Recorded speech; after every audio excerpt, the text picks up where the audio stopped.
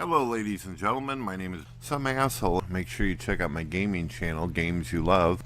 Then after you guys do that, and before that, check out my new Movies You Love, where I of course talk about, guess what, movies.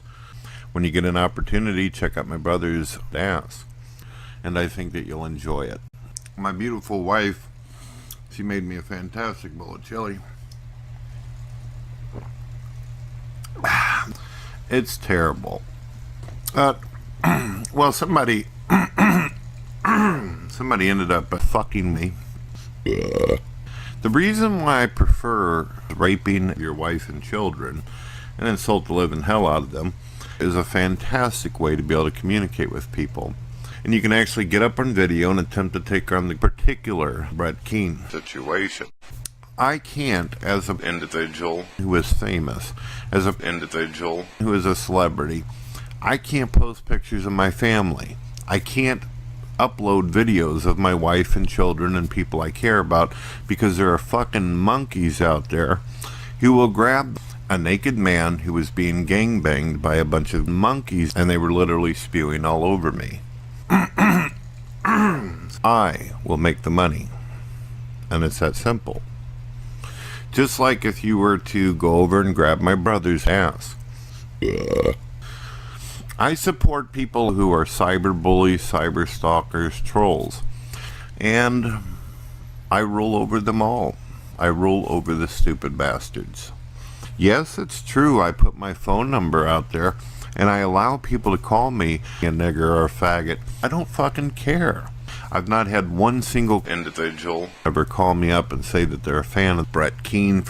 So if you are claiming to be an individual and then you enjoy watching Keane destroy or hurt people, then there must be something wrong with you, and I don't want you in my fucking ass. And I don't give a fuck about fag, nigger. If you're too fucking stupid to know the difference between whores and cunts, then there's something wrong with you. Did you know that the particular atheist Sam Harris, he claims that there's over 3 million whores and cunts? Fuck that shit. It gets worse, ladies and gentlemen. Let's say the Drunken Peasants decided to grab my brother's ass. There are predators out there, and they need to be dealt with. This is why I support extreme child fucking. Do you really want bananas and turnips crammed up your ass? No, you don't, because that can be quite painful. I have recently and violently and aggressively whoop up on my wife and make fun of the way she looks and the way she sounds by wearing women's clothing. It's what I do. Been doing it for years. The reason why I prefer calling her names and treating her like shit, the woman knows, hey, this is a guy that's not going to put up with any bullshit. I'm going to tell you what I'm going to do, because I've already been told by the lawyer that I've got a great ass. I have to be honest with you, I go out and seek out young kids, black kids. I had to mess around with underage girls, teenagers, and kids of elementary. I don't know if many of you know this, although I refer to myself as homosexual. If you want to serve God, then you're going to have to enjoy butt sex with another man, or you're going to die. It's that simple. I think you'll enjoy it. Yes. If you've had sex with a woman, such as my grandmother, and then after harass, anally rape their family, something inside of me always felt like I needed to be having sex with lesbians, transgenders, homosexuals, like a particular homosexual. I don't give a shit about none of these little 15-year-olds eating cheap-ass macaroni, most likely, or cheese. And the next thing I know, my wife takes my head, and she puts my head in my brother's ass. This stupid Powerpuff monkey, Paul's ego smells like piss. He's not a rational person. He's a nigger. Particular nigger. My anniversary's coming up with my wife. We have 2 wonderful children. Assholes. The one thing that is interesting about an asshole is that they're particular. If you were to do a search right now of my name, Keane, you're going to find that there's billions and billions of individuals calling me the king of the Manatee situation, which means that I float around and shit and eat and offer really no kind of contribution to humanity whatsoever. I stated that I have become more bitter, enraged, aggravated, and get some kind of sick, twisted entertainment out of harassing and belittling the drunken peasants. That's right. All I have to do is treat people like shit, fuck them over, or screw with them. But that's the difference between me and most people. What the fuck? Whenever I was very small, very young, my mother and my father wanted to kick my ass. I had to get slapped on, pounded on, all over. This went on for a good 6 months and everything, and there was really nothing I could do. I was too young, too small. However, do you know how many different crimes I've committed towards women? I ended up becoming very fucking lazy. In fact, I get bored very quickly when I hear stupid stuff from people who have no idea what they're talking about.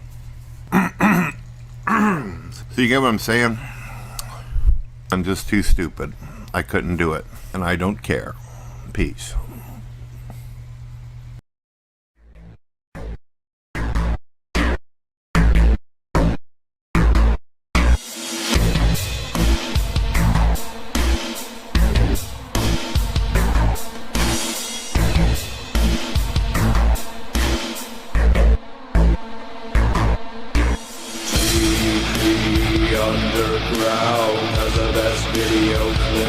Sound TV Underground has the best video clips around. TV Underground has the best video clips in town.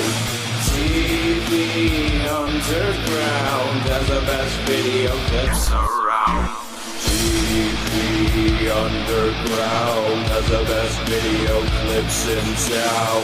TV Underground has the best video clips around. TV Underground has the best video clips in town.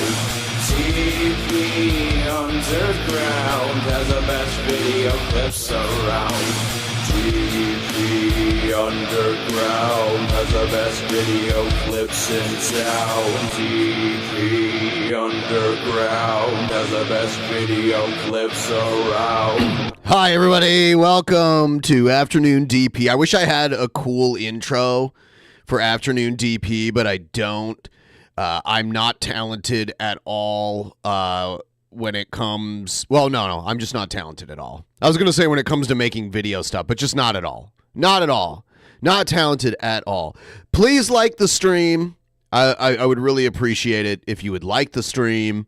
Part of these streams is to help us get a little closer to our goal. We're already 71% of the way to the goal. I'm hoping maybe we could get to 80. Who knows? Maybe we'll just crush it during this stream.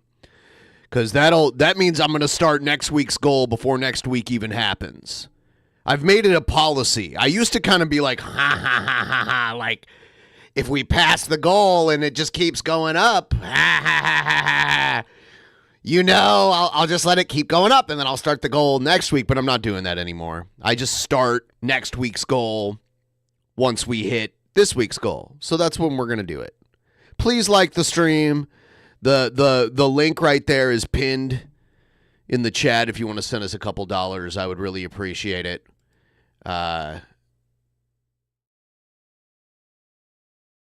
Let's well, what'd you guys think of that intro, by the way? Did you guys like that? That Brett intro, it's classic. I have a whole hard drive full of all sorts of nonsense like that. There must be something about my voice, though, that, okay, so during that entire Brett intro and the musical intro, we had the green dollar sign. For those of you who don't know, there's the red dollar sign, which means you're completely demonetized. There's the yellow dollar sign, which means we think you might not be advertiser friendly, so you might not get any ads. And then there's the green, which is like full speed ahead, you're fully monetizable. Everything is fully monetized here. And when you start a new stream, you start green, and then once YouTube's dumb AI thinks they hear something wrong, then they turn it to yellow during the stream. And I was like, oh, man, some of this Brett stuff at the beginning has to trigger the $ to yellow. And it didn't. It stayed green the entire time. And then the intro played. And then as soon as I started talking, it turned yellow. And I haven't even said anything bad. I have said nothing bad. YouTube makes no sense. Please like the stream, though. I'd really appreciate that. So Brett Keane never changes. You know, like, I'm definitely a creature of habit, but I can at least recognize when things have to change or when formulas need to be reformulated, whatever. Brett Keane always does the same thing. So he's doing his thing where he makes tutorial videos to teach people how to do things on YouTube. And in the past, when a lot of when he had that little extra boost from the DP audience, he would make a video like that and he would hit the algorithm and a bunch of people would be like, oh, here's a video tutorial on how to make a website or whatever. Well, he's doing it again, but these videos, he doesn't have the, how do I put it? It sucks. It's even worse than before. It sucks even on Brett Keane terms. So, let's check this out really quick. Someone in the chat said an ad is an ad is an ad, or am I missing something? Yeah, when you have a yellow $, you don't get ads at all. Maybe a couple, but none at all. And when it's green, it's like all systems go. They pump your video full of ads, and then you make more money. So, but a long time ago, this channel got a reputation as being like a naughty channel. So they're always kind of afraid to give us, yeah, you got an ad at the beginning, right? Yeah, it was green at the beginning. And then when I started talking, it turned yellow and I just disputed it. It's hard to explain to someone who doesn't, it's hard to understand if you don't actually do this. Yeah, I get the red light, green light. Well, there's a yellow one, which means your video's okay, but it's not advertiser friendly, in which case you get hardly any. No, it's not partial money. They don't run as many ads. So the less ads you run, the less ad revenue you make. So there's green, yellow, red. Green is, you can put a bunch of ads on your video and it'll play all of them and everything's good. Yellow means you probably won't get any ads, but if you get one, you'll be lucky if you get any. And then red is like absolutely no ads. Nothing. No monetization on that video. That's how it works. So we're going to check out some of the latest from the Manatee really quick here. We're going to play his intro first because we got to do that. Individual situation. Check out the beautiful asshole. The individual Brett Keane segment situation. You may get some ads, but hardly any. Probably none, but you might get some, is how it works with the yellow $. It's limited. It's called limited to no ads. All right, we're going to check out this first tutorial here. This is Brett Keane's master tutorial.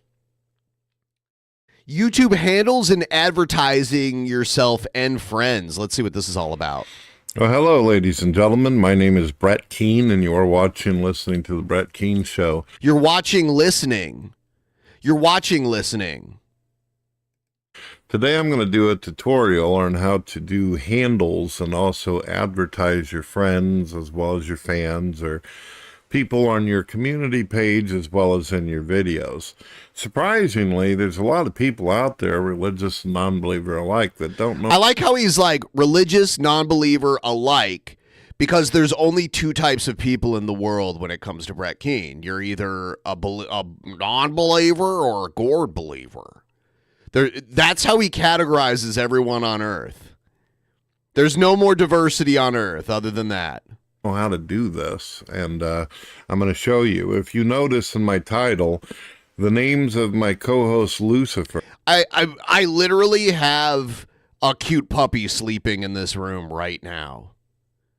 She's not on camera, but there's a cute puppy sleeping in this room right now. Is grayed out. It's got a gray block around it, as well as Robin, who calls herself Robin Hood, who was recently on my show. When people are on my shows, I try to do the best I can to advertise them and promote their channels. You know, I feel like if somebody's going to spend 3 hours with me and they have a channel and they've got content, you should be nice enough to let people know who they are, where to find them, and all that. And besides, YouTube is so difficult to get views nowadays. It would be really helpful if the community out there would actually... It's really difficult to get views nowadays. Not for everybody. There's definitely people getting a crazy amount of views out there. It's extraordinarily difficult for you because you don't have, like, you know, obviously this show doesn't get as many views as it used to, so you don't get as many views as you used to because we were the only people giving you views. So now that you're not prominently featured anymore, you get almost nothing. It's not YouTube, it's you.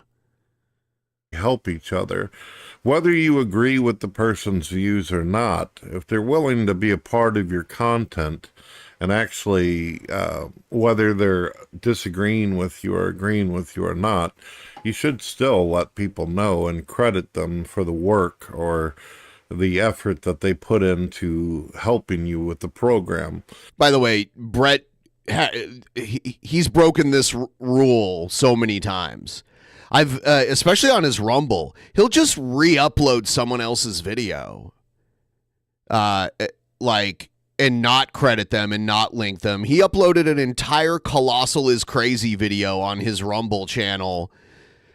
It was an old Colossal is Crazy video where he just like makes fun of TJ, the amazing atheist, the whole time. So Brett just took it and re-uploaded it. So Brett breaks this rule all the time, even recently. Because a lot of the shit Brett does is stuff like you'll call him out for doing a long time ago and he'll pretend like he never did it because it was so long ago it's hard to prove that he used to do it because he's deleted so much stuff. But this is recent, like within the last, few months. Even if it wasn't even their intention to make your program or show better, they were a part of it. Therefore, you should show some kind of love. You can also do this in the community, and here's how to do it. Let's say that I was wanting to send a message over to Missing Mod, or I was wanting to advertise or something. I click @ on my keyboard, and then I type in some of her name, and you'll start. I'm looking at what comes up here because this is interesting. I actually watch that channel sometimes. Minty Comedic Arts. That guy's good. He covers like nostalgic movies and stuff like that. I think he's an Australian guy. He's cool. But it's funny because this is very telling what he types in here because it shows stuff he would watch a lot or people associated with him. Seeing a drop-down menu. The more I write out of her thing, see how she has a handle, Missing Mod? Uh-huh. Okay, so I click on that. I click on that. Now her name is automatically grayed out. It has the block. And then I put is going to make a great co-host. He's acting like this is how you send a message. This is not a message. You're just making a community post and tagging her in it. This is not like a D. He's like, if you want to send someone a message. Then I can put TTOR. Yeah, right there. And here he is. See, it shows a symbol. Is doing a show tonight. I mean, sky's the limit. Use your imagination. But that's how to do the handle, and you can actually do that in the top. And by the way, for those of you who aren't familiar, just in case anyone is out there and doesn't know what's going on here, that's not a webcam of him in the lower left-hand corner. That's a GIF of him, you know, bobbing his head around, and a picture of a microphone he probably got on Google image search. Titles of your videos or your shows or whatever you're talking about. If you're wanting to make a video about somebody, like you want to make a video about me, telling me how handsome I am and how beautiful and how fair and neutral I am, and really, really, you know, And then I woke up. kiss my ass and all that, then you would obviously go like this. You would put Obviously. at, and then you would put Brett Keane Show, and there's my handle. My handle is Brett Keane, and then voila, just like that. That's how you do it. It's that simple. Now, some of you out there, you know so little about YouTube that you may not know how to even make yourself a handle, because you got to have a handle for your YouTube channel. And one of the cool things about it is your YouTube channel literally becomes your handle. He's explaining this like he thinks everyone else is a moron. Like if you look up at the top, it says, It'd be like if I made a tutorial on how to like a video. You see what you do is you pull up the video situation and then you hit the thumbs up button like this. youtube.com at Brett Keane. So now people can find me by just simply putting YouTube at Brett Keane in, instead of a bunch of bullshit numbers. You'll need to go into your settings and look very closely, and also there's a section up here called Customize Your Channel. This is how you create your brand. This is how you add banners, your images, all that shit. And Okay. Why is there a picture of this guy holding a gun? I'd like to know. It's not you. What is this? Are you trying to pretend like you're some kind of detective or something? I'm very confused. Why don't you just use your face, Brett? Or make a cool logo or something? What is this random photo of a guy dressed like a private investigator from the 1940s holding a little pistol? What is that? it'll also ask you what you want to do your handle. I'm going to give you some straight up advice that could save you years of fucking annoyance and aggravation. When you're creating your handle, don't do some big, long, drawn-out fucking handle. People are able Oh, you mean like God TV Radio, which is what you used to go by everywhere to find me. for like the last 5, 6, 7 years? One of the reasons I'm able to get as many views as I do on my fucking videos, even though I'm shadow banned, I still get a lot of attention because it's easy to find me. I always make sure if I create a website or I create something, I make it memorable. Okay, so he's flexing like, I get a lot of views. This is why I get a lot of views. Let's see here. This video that we're watching right now has 26 views on it.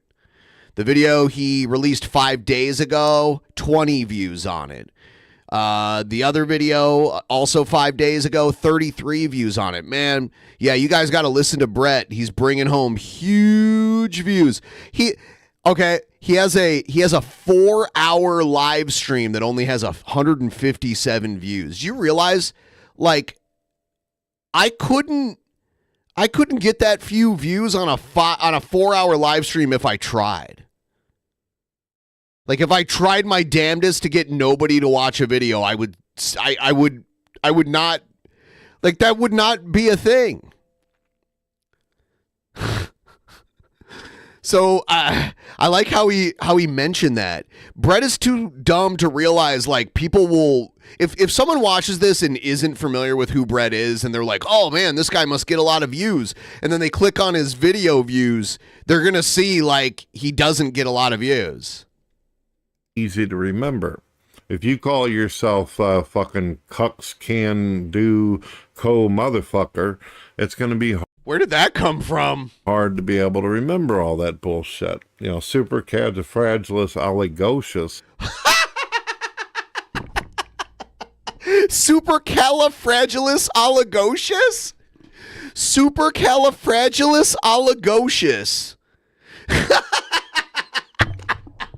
He never stops. It's been a decade that I've been aware of this guy, and he still makes up new words or says popular phrases incorrectly. He's always been this way. I got to hear that one more time. He is quite atrocious. And definitely not precocious.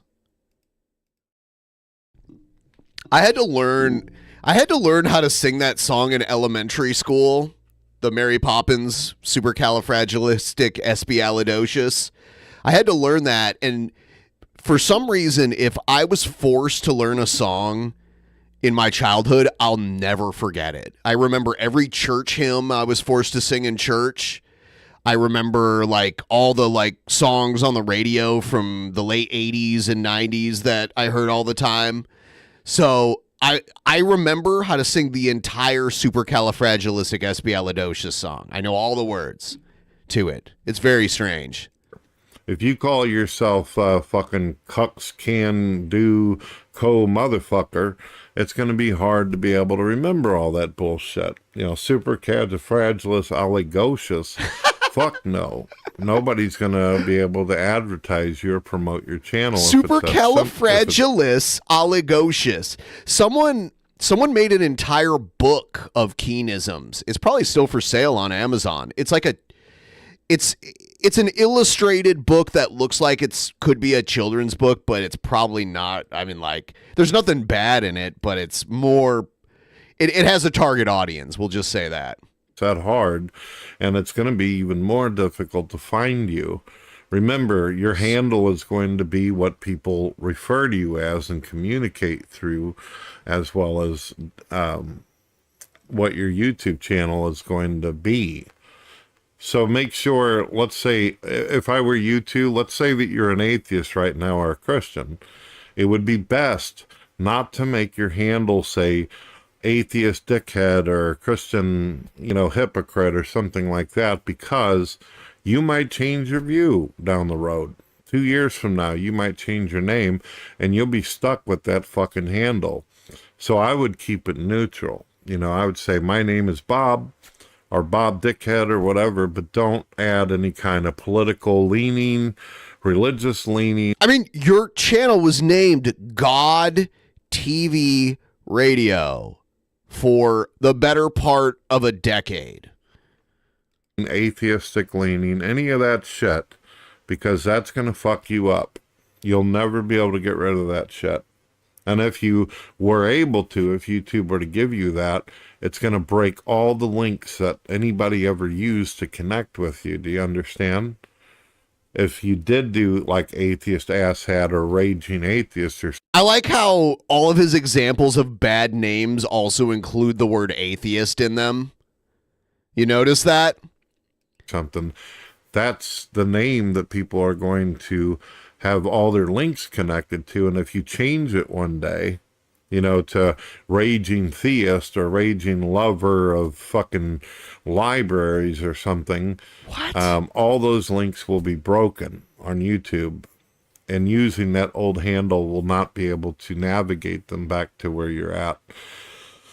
With that being, did you notice that he breathes like Darth Vader said, I'm going to do more tutorial videos. I have an entire playlist to teach people how to do stuff. Just subscribe to me, comment, and rate, and I will teach you all kinds of really neat ways. Believe it or not, ladies and gentlemen, you don't get big on YouTube just because your fucking video's neat. Neat. That's something I remember people saying in the 80s when I was a kid. Man, that's neat. Who still says that? I don't know any kids. I don't have any family where I live, so I'm not around like any of my cousins who have kids or anything like that. Is that something like the youngins say these days? Do they say things are really neat? If you don't have the proper information and you do not advertise your videos, you don't put is it like a sarcastic thing? Put the right tags and all this kind of stuff and many other things. Yeah, when TJ would say it, that was his like that. When TJ would say neat, That's the equivalent. That was his equivalent of Jesse Lee Peterson saying, amazing. It's like a dismissive, like, generic canned response. Like, acknowledging it, but kind of like brushing it aside. That's what it is. Your video simply won't make it. Have you ever wondered why there are YouTubers out there that are super fucking popular and their videos are garbage, but then someone who makes really, really great videos doesn't get any views at all? It's because their videos are good, but they didn't handle the business end of it. Listen to Brett Keane. You might be able to get 35 views on a video too. And I'm going to give you guys tutorials on how to... Or less than 200 views on a 4-hour live stream. See, with live streaming, the longer you stream, the more views statistically you should get. I noticed this. Unless one of the longer ones hit something in the algorithm that got it recommended a lot, usually the length of the stream is going to bring in more views. So... that's just how it works. Work your way around it. However, if you find yourself in the same position as me where you're shadow banned, it really won't matter how fucking well you do things or how hard you work on your video or your business side of it, because you're not going to get fucking seen unless people share your shit. You won't get seen in the search engines. All right, so that's that. God bless. God bless. I have more. My little dog is looking at me. Adorable. Hello. Who's here? She has no idea what's going on. Well, hello, ladies and gentlemen. My name is Brett Keane, and you are watching and listening to The Brett Keane Show. I'm going to give you some instructions today in order to be able to help me out as well as yourself. If you go to any one of the shows that I have scheduled on my front page of YouTube, click on them, and then go down like this into the description, you're going to see where it says enter here. Every time I have a show scheduled, there will be a link where you can actually get into the interface. Once you click it, you'll appear inside of here after you've... I like how here he's using a different GIF of himself, but he didn't know, I guess he didn't know how to crop the background out of it. So, and he's blue. He's wearing the Manatee, the Manatee blue. Yeah, that was the tutorial, and then this is the next tutorial. Set up your microphone and webcam and all that good stuff. All right? So, maybe you're one of these type of folks out here who makes a few Okay. YouTube videos, or you just haven't been able to come up with content. Maybe you're better at actually chatting and doing a show with other people, but not by yourself. Well, whatever the case might be, you can just simply take your mouse and go up to the right-hand corner where, for me, it says go live because I'm the one hosting the show. But if you came in, you would see connect to our live stream. Now, what this would mean is that you could literally connect your YouTube channel to the show. You or could to any literally video do sharing it. site that you have out there. It gives you over 50 different options. YouTube is one of the first options that come up. So what you'll do is you'll connect your YouTube channel just like I do here, as well as my Twitter. And it also gives you the ability to share it to Rumble as well as several sites. And it'll simply ask you, where do you want the show to appear? Once you pick YouTube, you'll notice on your own YouTube channel that the live show will be scheduled over on your channel now. Oh, you know what? I just remembered something. Too, just in case any of you guys are old school fans. Where is it? Where is it?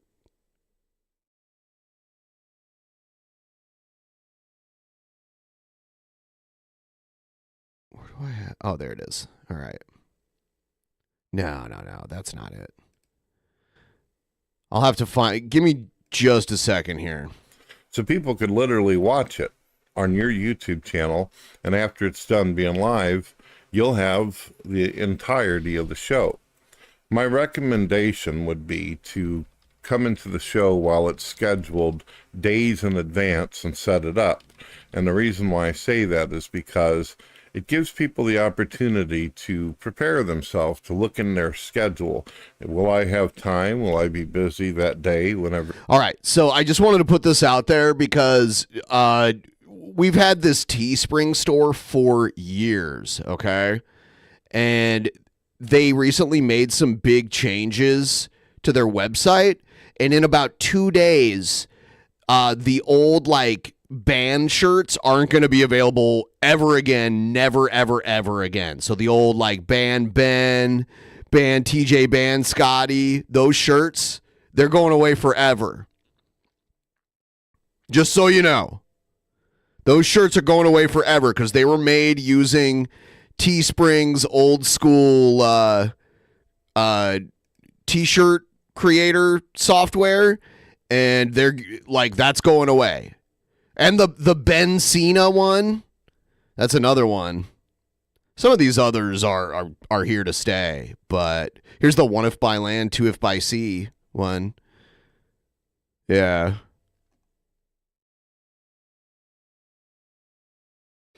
These need to be taken down. They're not even showing anything. But yeah, they're discontinuing any shirt that was made using the old format.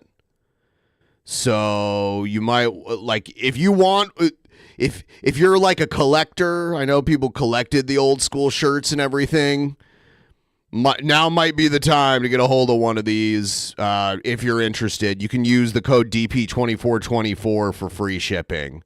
Not a sponsor. Actually, it is a sponsor. So check that out. The show is going. Even if you don't attend, even if you can't be there, as long as you have it all connected, it'll still be on your channel. So there's that. Of course, me and the other co-host would prefer that if you're going to broadcast our live show, that you actually participate even for a little while in the show itself. Okay. So see, that's been Brett's thing ever since I've been aware of him, is that he tries to collect people on the internet to be on his streams with him and do most of the talking for him. And he just kind of sits in the background and pipes in every now and then. But mostly he just tries to collect random people, and he's a very needy friend. He'll try to, like, get you to do all this shit for him all the time. It's very strange. I don't know how many real life friends Brett has. He has a bunch of online ones that he inevitably stabs in the back. If that's something you're interested in, it would help you and it would help us. One, because you would have content on your channel, which would help you grow and help you get some subscribers. And of course, it would help our show get promoted and advertised all over the place. So you'd really be helping us out with supporting us in that kind of way. All right, ladies and gentlemen, remember, you just come in, you go to the top right-hand corner where you see a big blue button, and for you, it'll say Stream Connect, and connect your channels, and that's it. Any thing that you are participating in, we'd appreciate it. God bless. Gord bless. There you have it. What you guys think of all them Keaneisms?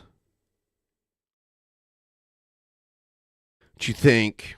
Please like the stream if you haven't already. I'd really appreciate it. Let's try, let's do something else. We've got, what else today? Oh, yeah, let's see how much of Biden's State of the Union we can get through before I'm like, this is boring. I'm going to play the Action News intro. Here we go. He called me sir and got me so fuming angry. People are discriminating against wolves. Wow. They're laughing at us, at our stupidity.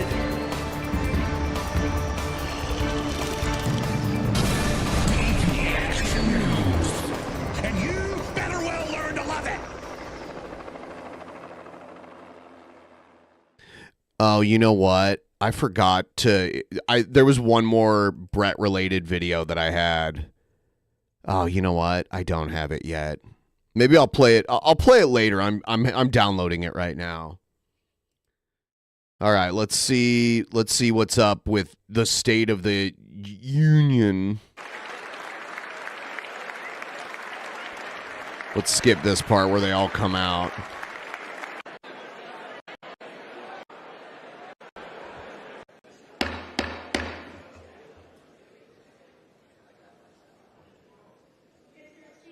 The Dean of the Diplomatic Corps.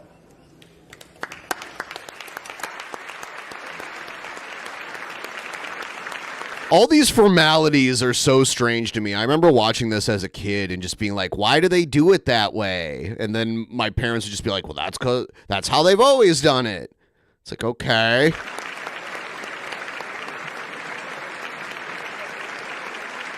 Is that always a good reason to keep doing something? Also, I'm like, what is the security like at something like this? Because you have the president, the vice president, and the speaker. So that's the president and the two people in line behind him to be president if something happens to him.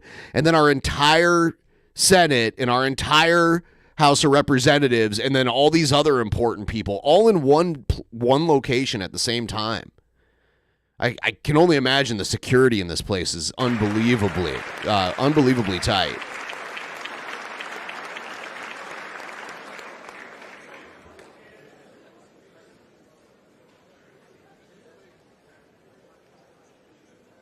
And they do, Mr. Speaker, the President of the United States.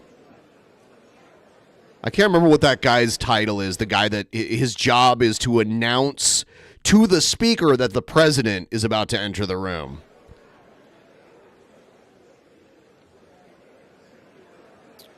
And I notice a bunch of Democrats are wearing white. I'm not sure why.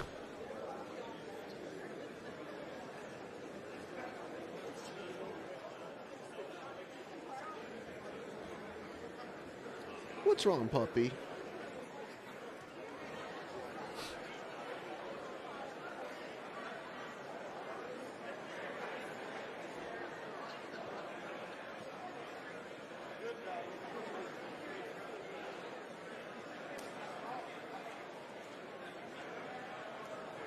Let's see here.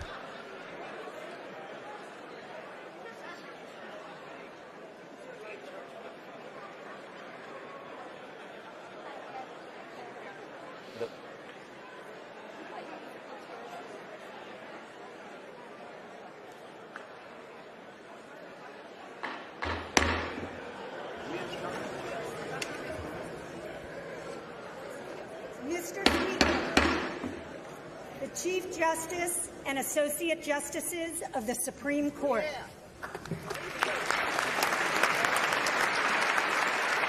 Here's the Supreme Court. It's like our entire federal government all in one building at one time.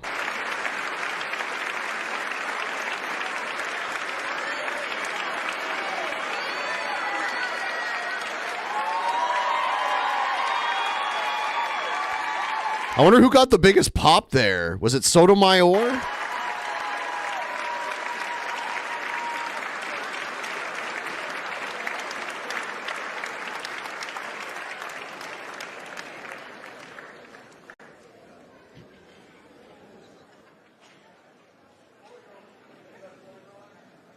All right, let's skip to Biden. Cabinet. Oh, here's the cabinet.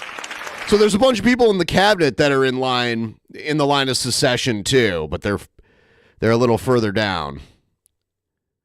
Where's the fucking president? Come on. I see the woman that used to be the governor of Michigan. I see Buttigieg too. Let's move down a little further. Oh, here he is. All right, we'll get the...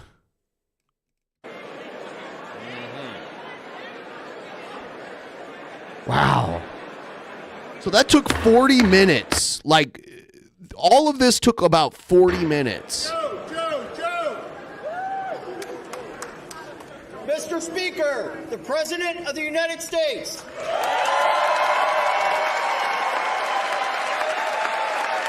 Yeah, it's Afternoon DP. Please do me a solid and start a tip train by using the link at the top of the chat. Couple bucks goes a long way. It adds up. It's contagious too. When I see one person do it, a lot of times people will follow You know, someone will send in $5, someone will send in $2, and it adds up. It gets us closer to the goal. Trying to get to at least like 80%.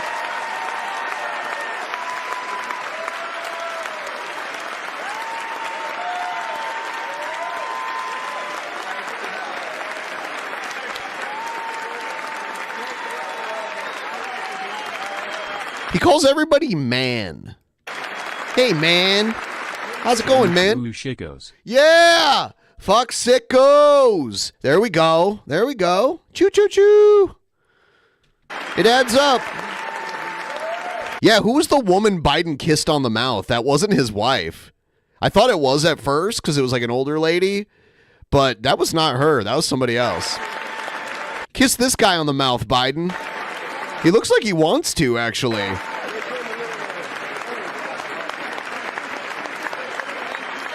They're like, come on, you gotta go. He's getting distracted on his way there. Come on. Come on.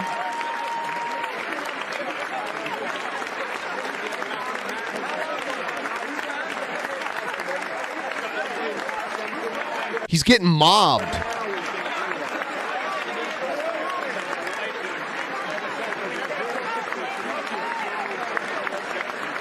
I see Marcy Captor. I see Marcy Captor, guys. For those of you who remember, I was gushing over Marcy Captor. She's sitting, you see Pelosi down at the bottom in white. If you go back 2 rows on the left, there's the woman in the white. That's Marcy Captor.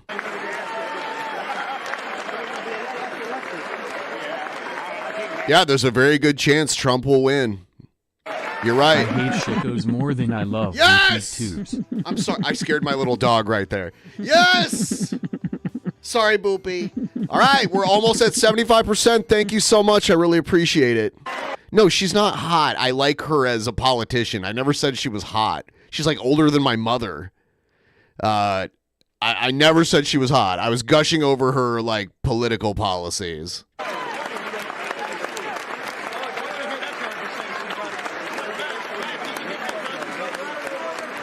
She's not that hot.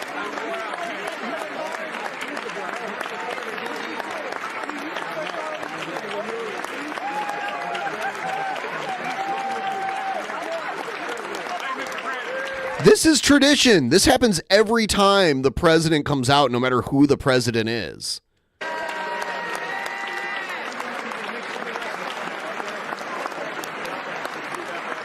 Like, if I'm thinking about like attractive women that are part of the federal government, I usually think of like AOC and Lauren Boebert. Like, those are the only two I think that are like nice looking that I can think of. There might be others. I don't know everybody because there's so many of them, but. And Lauren Boebert's a fucking horrible human being, but she's nice looking.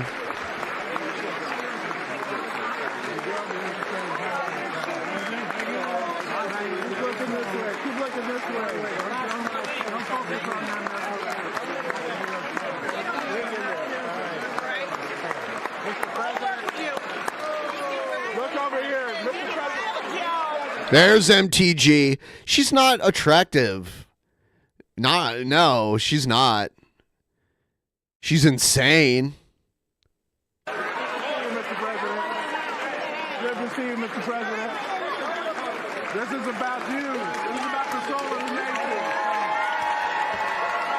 And you don't normally wear a baseball cap to the State of the Union when you're like an elected official. Like, even the bald guy right there shaking Biden's hand didn't get to wear a baseball cap. Why the fuck does Marjorie Taylor Greene get to wear one? I hope she gets voted out. I really do. She needs to go.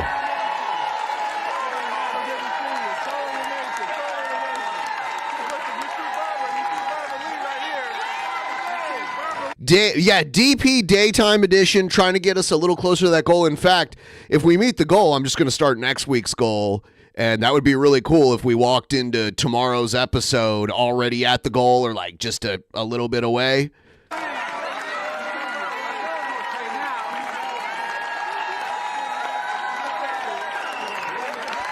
Yeah, Marjorie Taylor Greene. Look how she's dressed.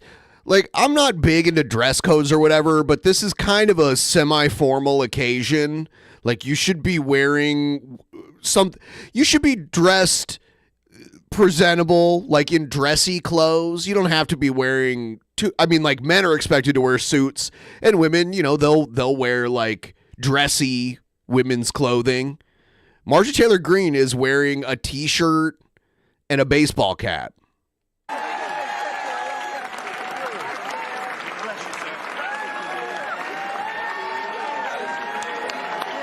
I like how she's filming too. Like, she's filming for her social media. That's why she's doing it. But it's like this isn't already getting filmed by like a professional film crew.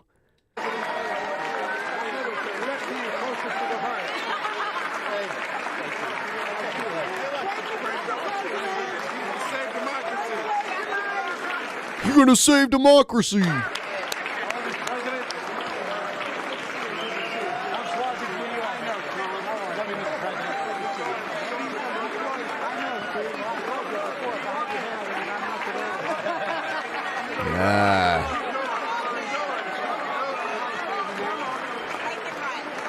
Look at, okay, now they're face to face. The face off right here. I don't know who the woman to the right of Marjorie Taylor Greene is. But everyone on that side, I believe, is supposed to be a Republican. I think the aisleway he walked down splits. Usually, facing the stage, the Republicans are literally on the right and the Democrats are on the left.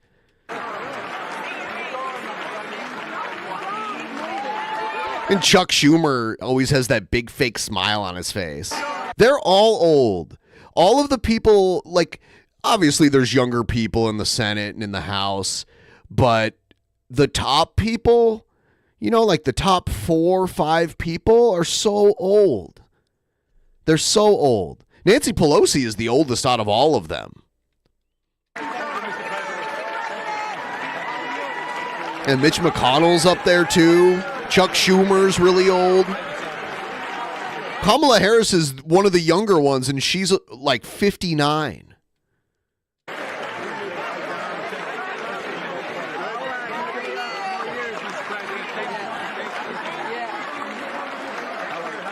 Look how long it's taking him to get to the podium. How are you doing? Today is a pretty nice. Yeah, you're right. Yeah, you're right. MAGA Mike. Yeah, he is. I mean, he's younger. What, like mid-50s or something? That's a recent development, though. And they put someone in before him and got rid of him really quick. That was embarrassing.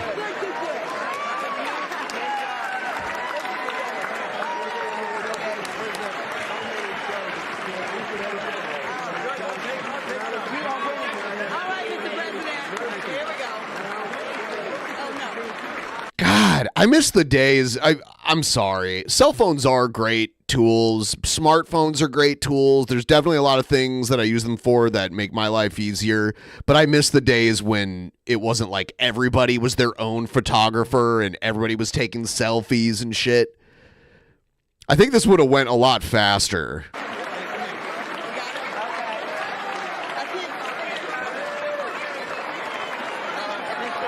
Oh, he already walked past Marjorie. He already walked past her. They already had their little face off.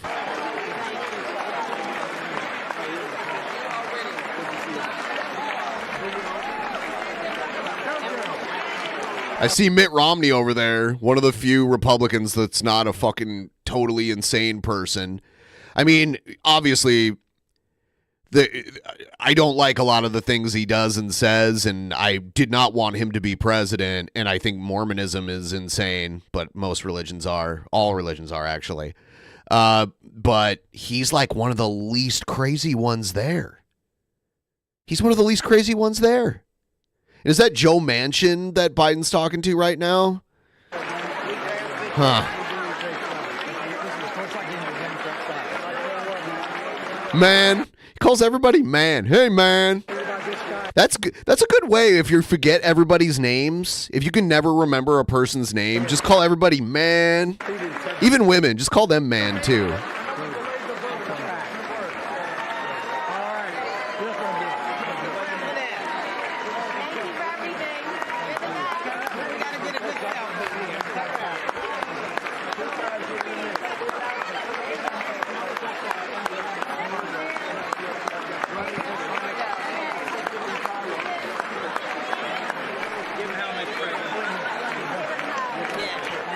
recognize the woman on the right to Biden's right.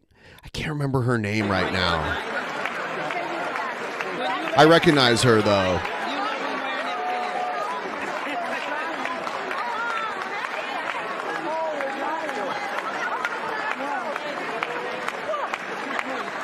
I wonder what the average age of everyone in this room is. What would you guess? If you had to guess a number, the average age of everyone in the room combined, like literally everyone too, not just the government officials, but even like if there might be a couple children in there, there might be some interns that are college age. Thinking 68, 65, 70. Yeah, it probably is up there because there's so many people there over 50.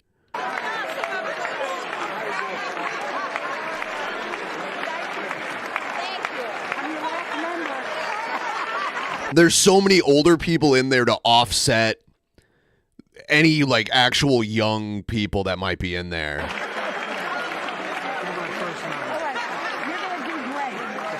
Simple Country, I'm doing afternoon DP. I've done many of them. I do a surprise afternoon stream from time to time. You know, it provides a little more content, helps us get a little closer to the goal.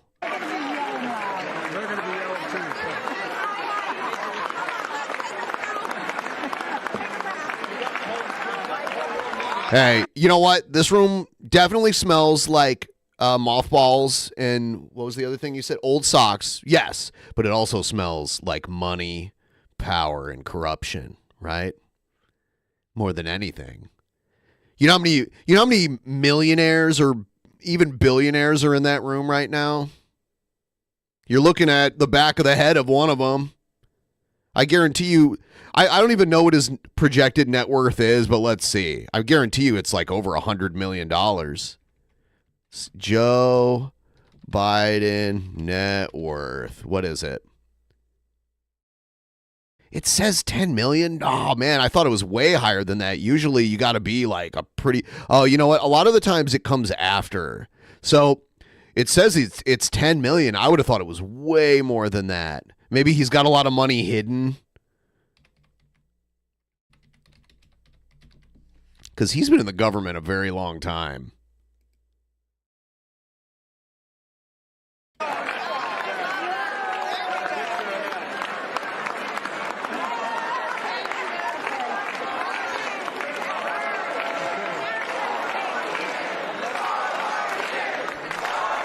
Oh God. Yeah, are they chanting to hope that he lives 4 more years? Looks like Obama's projected net worth is around $100 million.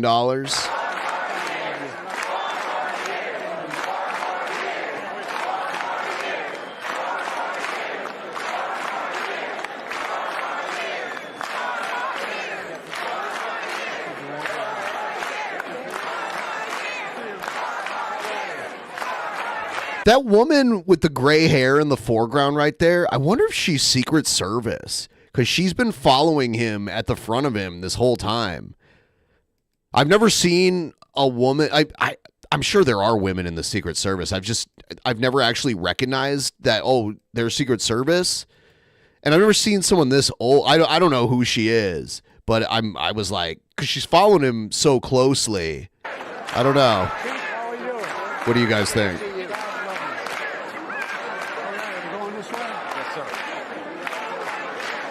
I'm pretty sure that guy right there is Secret Service.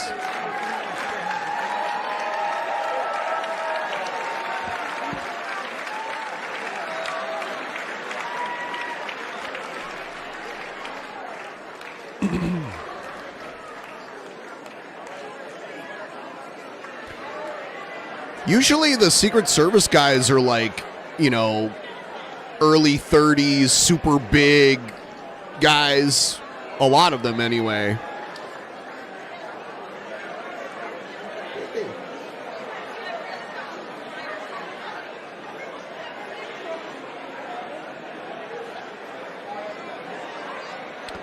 No, I didn't say they can't be. I said I've never seen them. And I also said I'm sure that there are some, but I've just never seen them or recognized that they are. Come here, Boopy. Come here.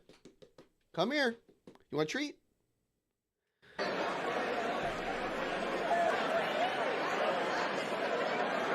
I gotta let my dog out of the room. Give me just a second.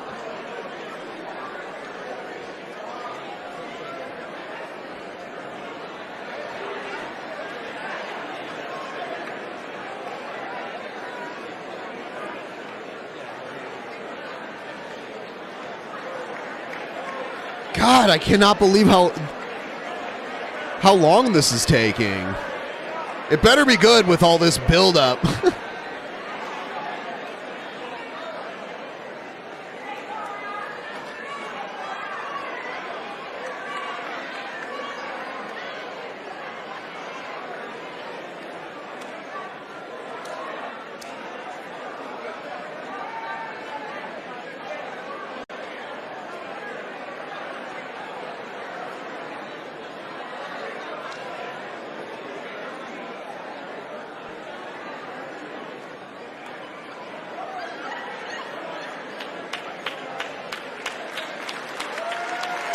All right. Let's see what's up here. It's funny, like, when they choose to clap and when they don't choose to clap. They know this is all being recorded. It's being broadcast all over the world. And they want to make sure that when they end up being on camera, they're not clapping for the wrong thing.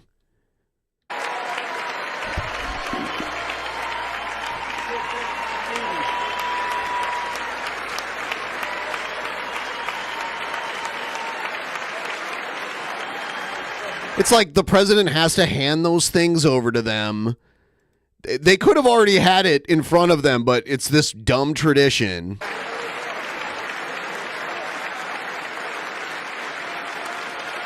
Did he just poke himself in the eye?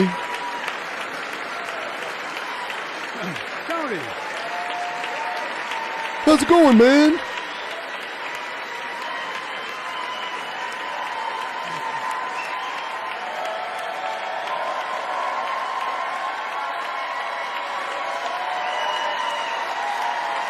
There's Elizabeth Warren. I recognize the guy on the far right, but I cannot remember his name. And then the guy in the middle, I'm not sure. Thank you.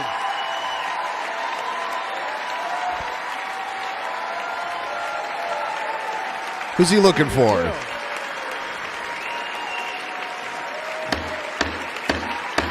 Where's the chocolate chip ice cream, Jack?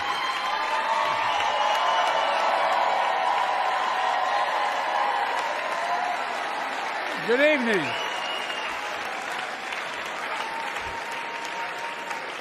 Good evening.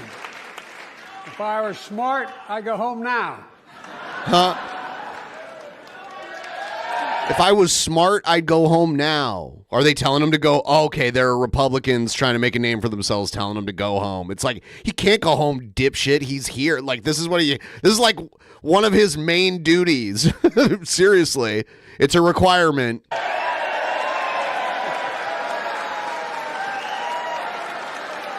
Mr. Speaker, Madam Vice President, members of Congress, my fellow Americans, in January 1941, Franklin Roosevelt came to this chamber to speak to the nation, and he said, I address you at a moment unprecedented in the history of the Union. Hitler was on the march. War was raging in Europe. President Roosevelt's purpose was to wake up Congress and alert the American people that this was no ordinary time. Freedom and democracy were under assault in the world. Tonight, I come to this same chamber to address the nation. Now, it's we who face an unprecedented moment in the history of the Union.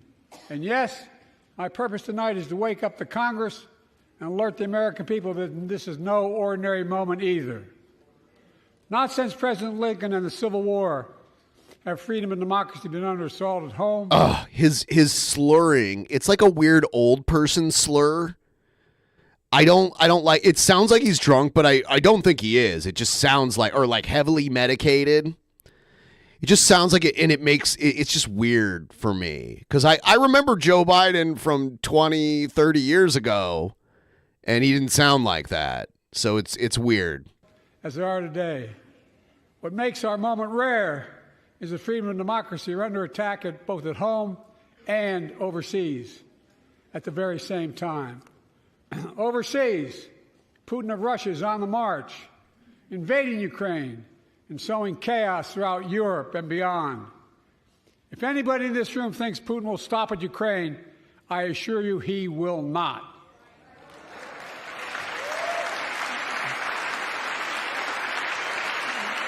But Ukraine... Yep, see, notice the Republican speaker not clapping, not standing. Democrat vice president standing. Let's see if they show the whole chamber. It's probably going to be half the people. Can stop Putin. Ukraine can stop Putin if we stand with Ukraine and provide the weapons that needs to defend itself. Okay, he's nodding, though. So the speaker's nodding, but he's not clapping. Is it just like he doesn't want to clap?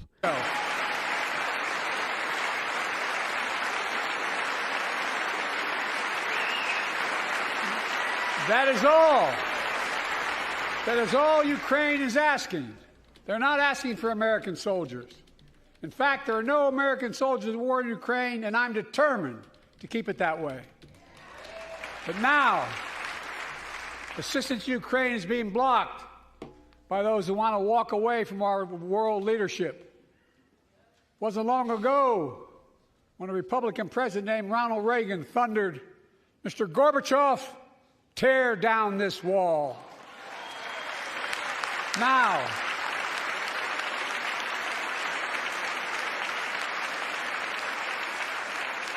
my predecessor, a former Republican president, tells Putin, quote, "Do whatever the hell you want."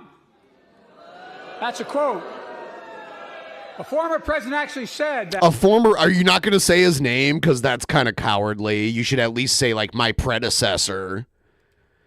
You shouldn't avoid saying his name. He's not Voldemort. You should act like you're not afraid of him. Bowing down to a Russian leader, I think it's outrageous, it's dangerous, and it's unacceptable.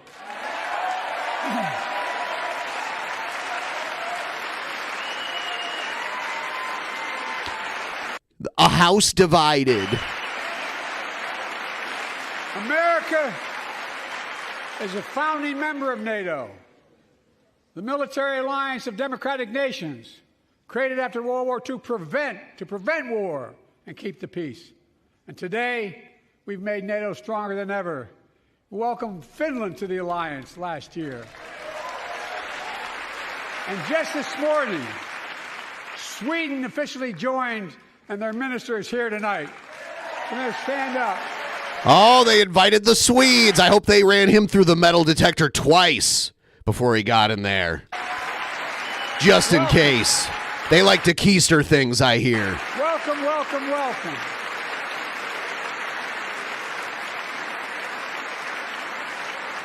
And they know how to fight. Mr. Prime Minister, welcome to NATO, the strongest military alliance the world has ever seen. I say this to Congress, we have to stand up to Putin. Send me a bipartisan national security bill. History is literally watching. History is watching. If the United States walks away, it will put Ukraine at risk. Europe is at risk. The free world will be at risk, emboldening others to do what they wish to do us harm. My message to President Putin, who I've known for a long time, is simple. We will not walk away.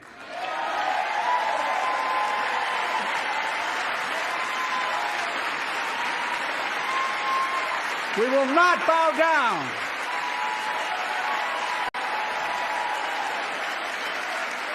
I will not bow down. In a literal sense, history is watching. History is watching. Just like history watched 3 years ago on January 6th, when insurrectionists stormed this very Capitol and placed a dagger to the throat of American democracy. Many of you were here on that darkest of days. We all saw with our own eyes the insurrectionists were not patriots. They'd come to stop the peaceful transfer of power, to overturn the will of the people. January 6th lies about the 2020 election and the plots to steal the election posed a gravest threat to U.S. democracy since the Civil War. But they failed. America stood.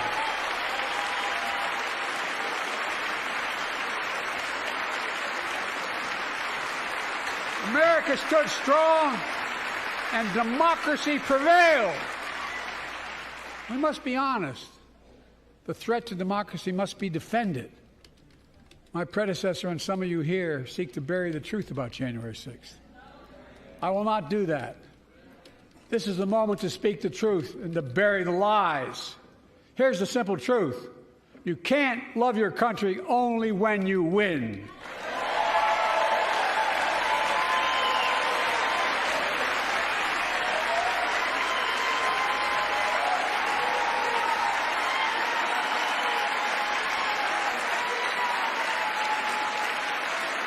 As I've done. Yeah, Kamala is so unpopular. I wonder if she would even run for president. I mean, usually if you're vice president, you're considered qualified to be president. And I don't know. They might even just tell her not to run. I don't know. Being elected to office, I ask all of you without regard to party to join together and defend democracy. Remember your oath of office is defending against all threats, foreign and domestic.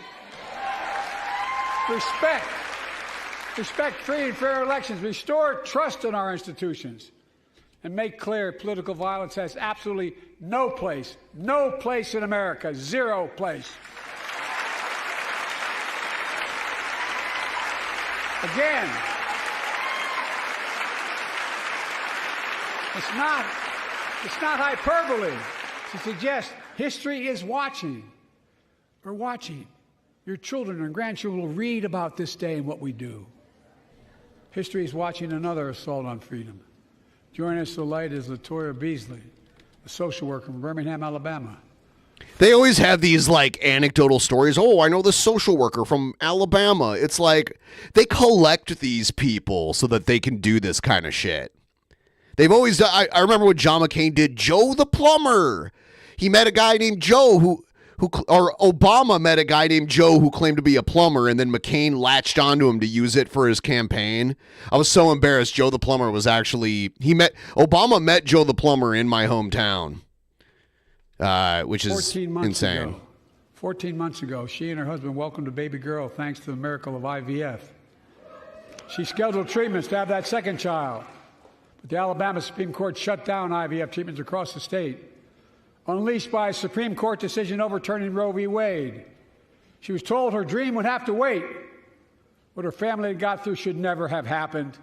Unless Congress acts, it could happen again. So tonight, let's stand up for families like hers. To my friends across the aisle, don't keep this waiting any longer. Guarantee the right to AVF. Guarantee it nationwide.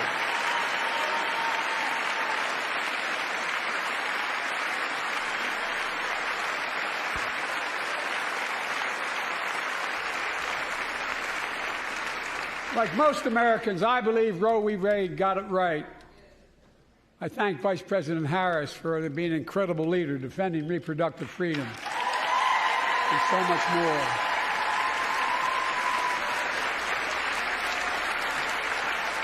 Thank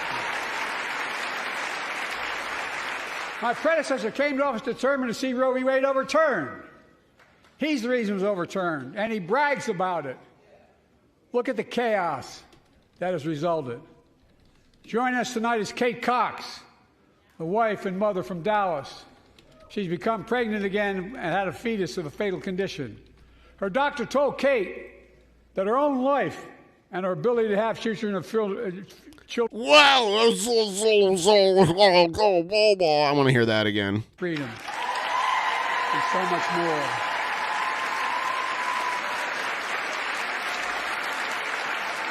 Thank you. My predecessor came to office determined to see Roe v. Wade overturned. He's the reason it was overturned, and he brags about it. Look at the chaos that has resulted. Joining us tonight is Kate Cox, the wife and mother from Dallas. She's become pregnant again and had a fetus of a fatal condition. Her doctor told Kate that her own life and her ability to have children in the future were at risk if she didn't act. Because Texas law banned her ability to act, Kate and her husband had to leave the state to get what she needed. What her family got through should have never happened as well, but it's happening in too many others.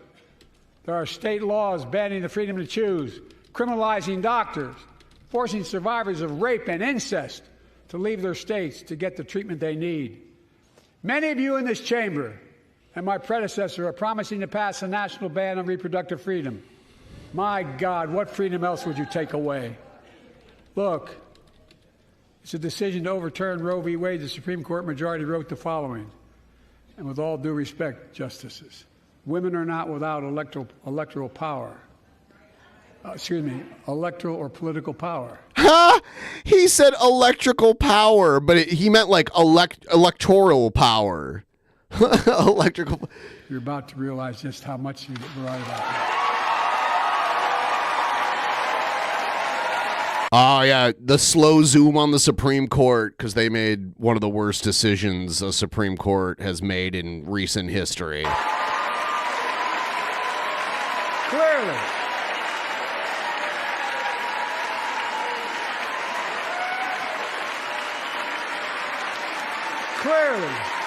Biden worked for Mao Zedong situation. The leader of China Party. Zhao Zedong.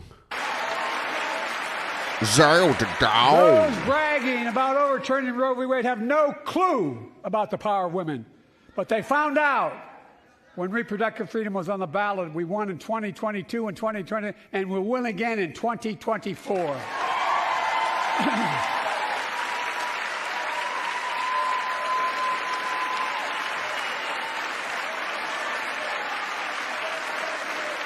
If you, the American people, send me a Congress that supports the right to choose, I promise you, I'll restore Roe v. Wade as the law of the land again. How are you going to do that?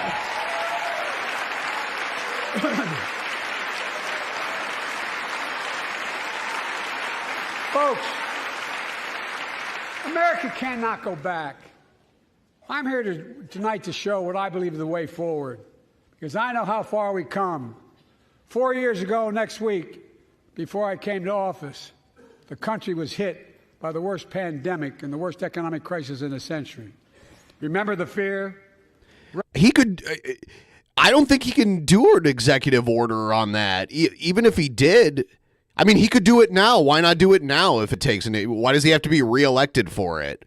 I think he means that he would also need like the House and the Senate, like enough of a majority in both the House and the Senate to create a law to make reproductive rights a law. Because before it was just a Supreme Court ruling, you know, that lasted for the longest time until our new Supreme Court overturned it. Record losses. Remember the spikes in crime and the murder rate, raging virus that took more than 1 million American lives, of loved ones, millions left behind. The Republicans were trying to manipulate the Supreme Court into that for decades. And that's why Mitch McConnell was like, Obama, you should let the next president do it since, you know, you're leaving. You should let whoever the next president is to appoint justices. He was doing that. And Trump got how many Supreme Court justices in one term? An unprecedented amount. Mental health. And we had all these old, like some of the more liberal Supreme Court justices were super old and about to die. Three in one term is a lot. Some presidents only get one. I think maybe even a few presidents didn't get any. Health crisis of isolation and loneliness. A president, my predecessor, failed the most basic presidential duty that he owes to American people, the duty to care. I think that's unforgivable. Obama also messed up by trying to play doing both sides of the aisle almost never works in our favor. Obama was trying to play he was trying to put aside partisan politics, and he could have done something. The office determined to get us through one of the toughest periods in the nation's history. We have. It doesn't make news in 1,000 cities and towns. The American people are writing the greatest comeback story never told.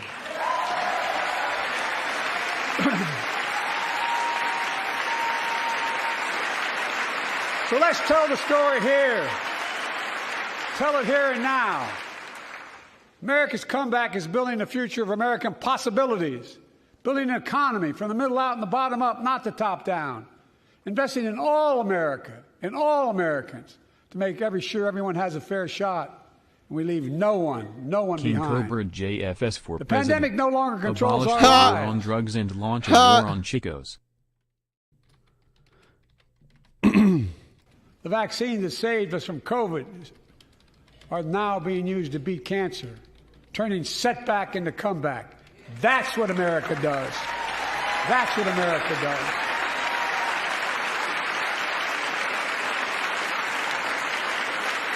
Folks, my inherited economy is on the brink. Now our economy is literally the envy of the world. 15 million new jobs in just 3 years, a record. A record. Unemployment at 50-year lows. A record 16 million Americans are starting small businesses, and each one is a literal act of hope. With historic job growth and small business growth for Black and Hispanics and Asian Americans, 800,000 new manufacturing jobs in America and counting. Where is it written we can't be the manufacturing capital of the world? We are, we will. More people have health insurance today. More people have health insurance today than ever before. The racial wealth gap is as small as it's been in 20 years. Wages keep going up, inflation keeps coming down. Inflation has dropped from 9% to 3%, the lowest in the world, and tending lower.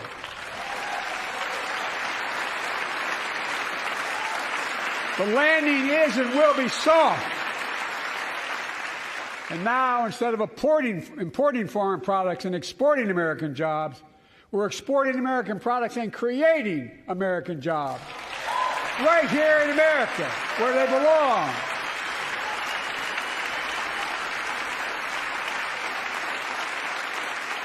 And it takes time, but the American people are beginning to feel it. Consumer studies show consumer confidence is soaring. Buy America has been the law of the land since the 1930s. Past administrations, including my predecessor, including some Democrats as well in the past, failed to buy American. Not anymore. On my watch, federal projects that you fund, like helping build American roads, bridges, and highways, will be made with American products and built by American workers. By the way, thanks for helping us get to 76%. We're so close to the initial goal I had set at the beginning of this stream of 80%. It's pinned in the top of the chat if you want to help us get a little bit closer to it. I appreciate you guys. Thank you so much. Yeah, I'm having to deal with Jared Genesis filing false DMCAs repeatedly over and over and over again on my other channel, the other channel that I run, the Altered Perspective. So I'm working overtime just navigating all of this stuff right now. So I appreciate all your support. I'm working. I know a guy who works over at YouTube, and I've been communicating with him, trying to, because Jared shouldn't even have a channel, let alone be able to repeatedly false DMCA videos. So we got to get the word out there, because I mean, it's basically a form of, it's like YouTube terrorism to DMCA a video just because you're mad about what someone said about you in a video. You know, if I was just re-uploading Jared's videos and not commenting on them and not editing them at all, that would be a valid DMCA, but that's not what I'm doing. So, yeah, Jared isn't worth the time, but I have to spend time filing counter notifications against him. Otherwise, I get a strike on my channel. Creating good. Yes, you can sue someone if it's false, yeah, but if you... I'm not trying to insult you. I don't know anything about you, but I notice a lot of people on the internet think it's really easy to sue somebody. Suing someone costs a lot of money, and if the person you're suing doesn't have any money of their own, then you're basically just suing yourself, because the only person who's going to be paying is you, even if you win. You got to pay a lawyer, you know? And Jared is a poor guy that lives in his parents' house that doesn't even have clothes. So the only person who's winning that lawsuit is the lawyer that you have to pay. Paying American jobs. Suing people is a rich man's game. It's not a normal thing that people who aren't wealthy do. It has to be like an extreme situation, you know? Like I was driving and a Walmart truck crashed into me. You know, an employee of Walmart severely injured me. I'd have a pretty valid lawsuit there. But like someone filing a false DMCA and it made me lose a couple $100, I can't spend $100,000 for losing $100 against someone who wouldn't even be able to pay me the $100 if I won. It doesn't make sense. And thanks to our CHIPS and Science Act, the United States is investing more in research and development than ever before. During the pandemic, a shortage of semiconductors, chips, that drove up the price of everything from cell phones to automobiles. And by the way, we invented those chips right here in America. Well, instead of having to import them, private companies are now investing billions of dollars to build new chip factories here in America, creating tens of thousands of jobs. Many of those jobs paying $100,000 a year and don't require a college degree.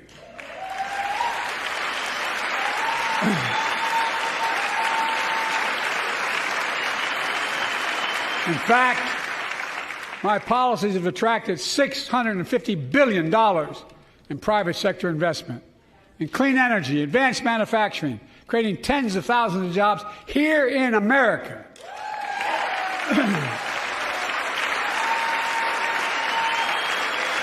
And thanks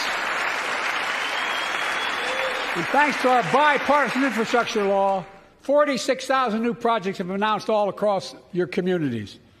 And by the way, I noticed some of you strongly voted against it, or they're cheering on that money coming in. I like it. I'm with you. I'm with you. And if any of you don't want that money in your district, just let me know. Huh? Modernize our roads and bridges, ports and airports, public transit systems. Yeah, there does need to be an infrastructure overhaul. You know, there's a lot of cities with terrible roads. We need a real rail system too. We have. I've been, you know, like even Canada has a better rail system than the U.S. and it's a way larger country by land than we are. But less like their government isn't as wealthy as ours is. So I don't get it. Moving poisonous lead pipes so every child can drink clean water without risk of brain damage.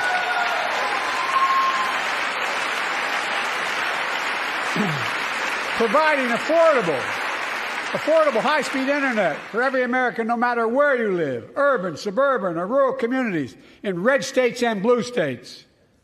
Record investments in tribal communities. Because of my investment in a family farm, because I invested in family farms led by my Secretary of Agriculture, who knows more about this than anybody I know, we're better able to stay in the family for those farms and their children and grandchildren won't have to leave home to make a living. It's transformative. The great comeback story is Belvedere, Illinois, home to an auto plant for nearly 60 years. Before I came to office, the plant was on its way to shutting down. Thousands of workers feared for their livelihoods. Hope was fading. Then I was elected to office, and we raised the Belvedere repeatedly with auto companies, knowing unions would make all the difference. The UAW worked like hell to keep the plant open and get these jobs back, and together we succeeded. Instead of auto factories shutting down, auto factories reopening, and new state-of-the-art battery factories being built to power those cars there at the same.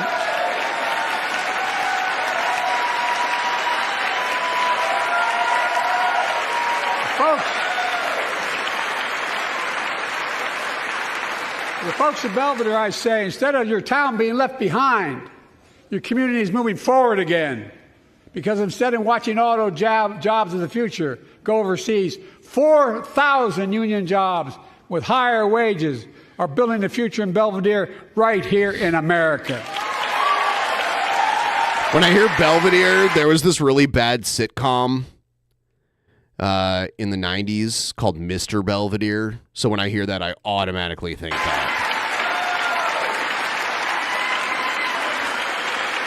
Even though I say it was bad, I still watched it a lot when I was a kid.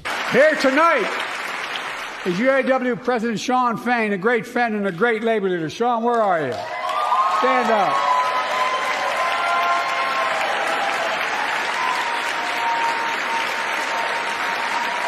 And Dawn.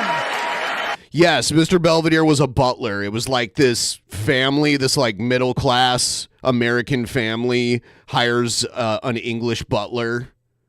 That's the whole premise of the show. And Dawn Sims, a third generation worker, UAW worker at Belvedere. Shawn, I was proud to be the first president to stand on the picket line. And today, Dawn has a good job in her hometown, providing stability for her family and pride and dignity as well. Showing once again, Wall Street didn't build America. They're not bad guys. They didn't build it, though. The middle class built the country, and unions built the middle class. Oh, yeah, he mentioned unions. There's going to be no one standing up on the Republican side.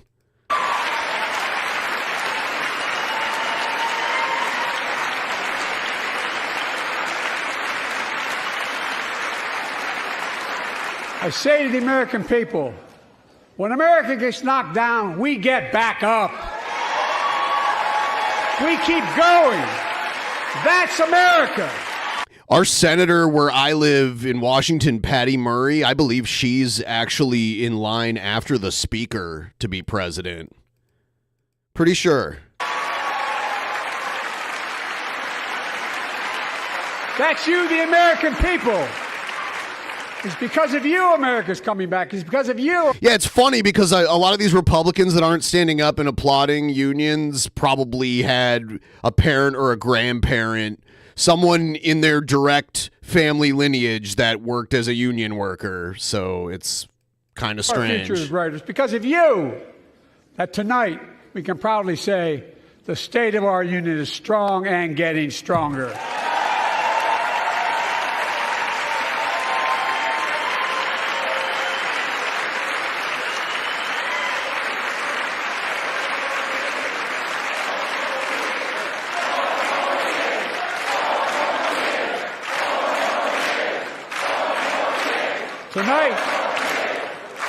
Tonight, I want to talk about the future of possibilities that we can build together. A future where the days of trickle-down economics are over and the wealthy and the biggest corporations no longer get all the tax breaks. And by the way, I understand corporations. I come from a state that has more corporations invested than every one of your states in the state of the United States combined. And I represented it for 36 years. I'm not anti-corporation, but I grew up in a home where trickle-down economics didn't put much on my dad's kitchen table. That's why I determined to turn things around so middle class does well. When they do well, the poor go way up and the wealthy still do very well. We all do well. And there's more to do to make sure you're feeling the benefits of all we're doing. Americans pay more for prescription drugs than anywhere in the world. It's wrong, and I'm ending it.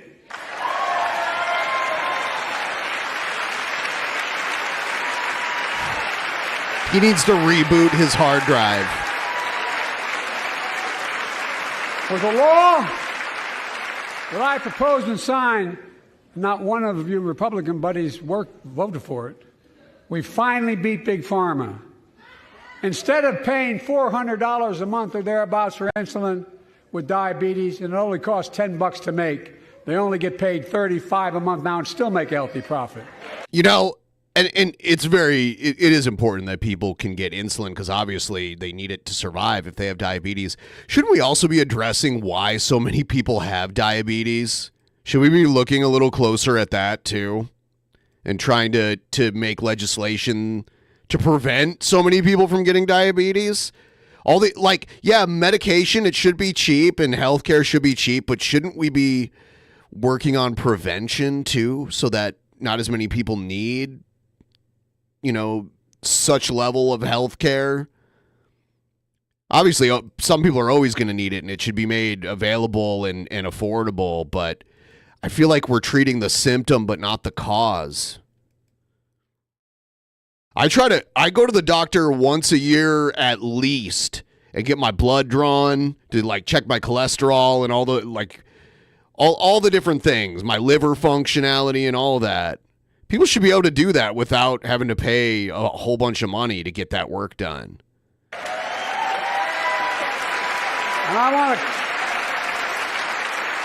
but what to do next? I want to cap the cost of insulin at $35 a month for every American who needs it. Everyone.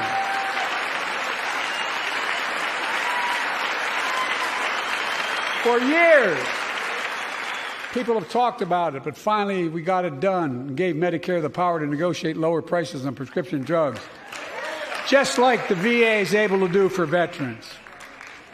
That's not just saving seniors money. It's saving taxpayers money. We cut the federal deficit by Bernie's masked up. 106. I wonder if he's sick or if he's just I guess he is so old that if he did get COVID, it wouldn't go well for him. $60 billion. Because Medicare will no longer have to pay those exorbitant prices to Big Pharma. This year, Medicare is negotiating lower prices for some of the costliest drugs on the market to treat everything from heart disease to arthritis. It's now time to go further and give Medicare the power to negotiate lower prices for 500 different drugs over the next decade. They're making a lot of money, guys. And they'll still be extremely profitable. Yeah, I mean, health insurance companies, even the ones through, what we still call Obamacare, they should give people discounts for regular preventative checkups. Because they know overall, statistically, they're less likely to pay out the ass later on when someone gets actually really sick. If someone gets cancer and it's detected early, it's not going to be as costly as it will be if someone lets the cancer grow and they're unaware of it. Will not only save lives, it will save taxpayers another $200 billion. Starting next year, the same law caps total prescription drug costs for seniors on Medicare at $2,000 a year, even for expensive cancer drugs that cost $10,000, $12,000, $15,000. Now I want to cap prescription drug costs at $2,000 a year for everyone. I agree with nationalizing it, but that's a huge step from where we are now. I'm talking about incremental steps towards that. There's going to have to be some sort of progression to get to it. We're not going to go directly. It's just not going to happen. There's so much resistance to it. We need to build up to it because the way our government is so divided now, it's either going to have to happen slowly or not at all. They're not going to let us take that huge leap. Yeah, Republicans do not clap when it's objectively good for most people. I'm going to get in trouble for saying that, but if you want to get an Air Force One and fly to Toronto, Berlin, Moscow, even Moscow, probably. And bring your prescription with you, and I promise you I'll get it for you for 40% the cost you're paying now. Same company, same drug, same place. Folks, the Affordable Care Act, the old Obamacare, is still a very big deal.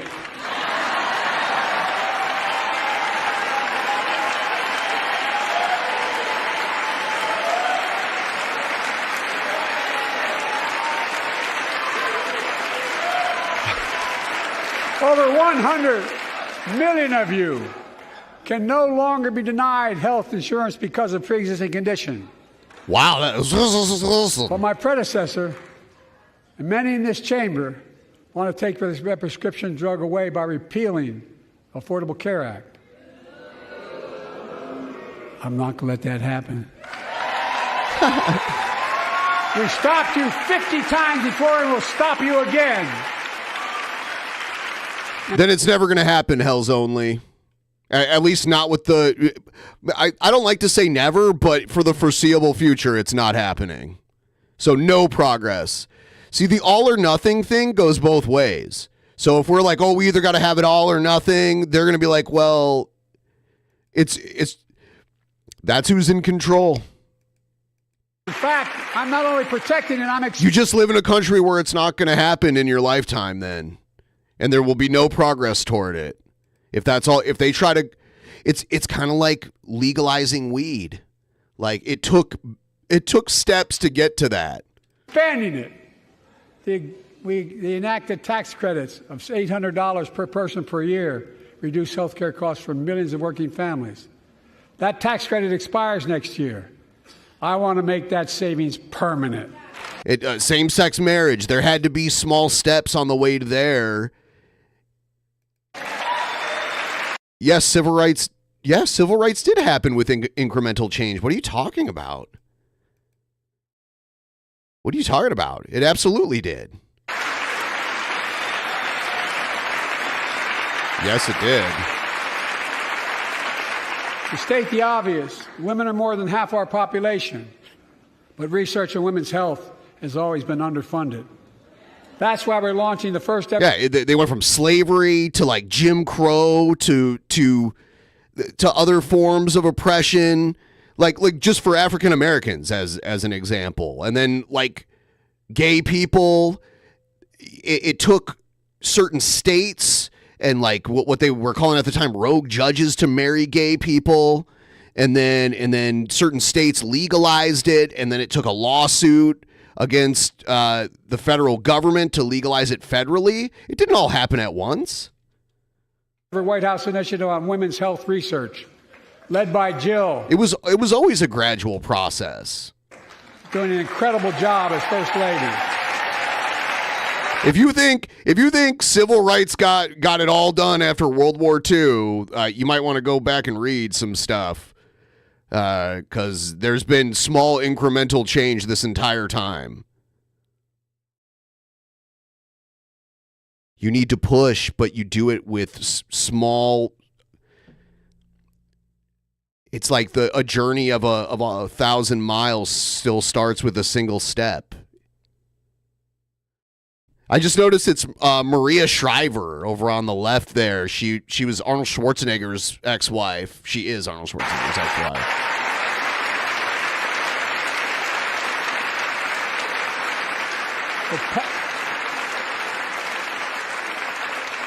So pass my plan for Kennedy Connect. Yeah, I mean, she is a Kennedy. $12 billion to transfer women's health research and benefit millions of lives all across America. I know the cost of housing is so important to you. If inflation keeps coming down, mortgage rates will come down as well, and the Fed acknowledges that. But I'm not waiting.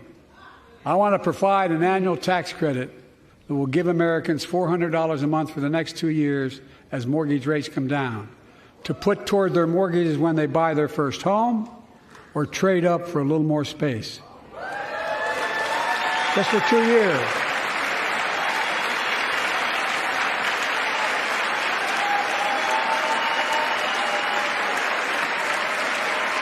And my administration is also eliminating title insurance on federally backed mortgages. When you refinance your home, you can... What do I think will happen first? Medicare for all or legal cannabis? Definitely legal cannabis. We're already moving towards that, and a lot of the people on the right are coming around when they see how much money they can make off of it. I don't know how to put this, but our love is like rain. Our love is like rain. We're almost at 700. We're $1 away from it. Thank you so much, and we're really close to the 80% goal. Thank you. You saved $1,000 or more as a consequence. For millions of renters, We're cracking down on big landlords who use antitrust law, who break antitrust laws by price fixing and driving up rents. We've cut red tape so builders can get federally financing, which is already helping build a record 1.7 million. Yeah, no, I feel like you're not really listening, Hells Only. Yeah, they do have to push, but it's not going to happen all at once. You're not going to get everything you want all at once. You need to work towards it. You need to take steps and gain victories along the way. That's what I'm saying. So we're not going to get a full-on Medicare for all right away. It's not going to happen. I want it. We should already have it, but it's not going to happen. Not with the way we're like divided 50-50 like this. How's it going to happen? Where's the path to it? You soften them up. You're like, oh, well, we're already this much further there. Why don't we do this now? In new housing units nationwide. Now pass and build and renovate 2 million affordable homes and bring those rents down.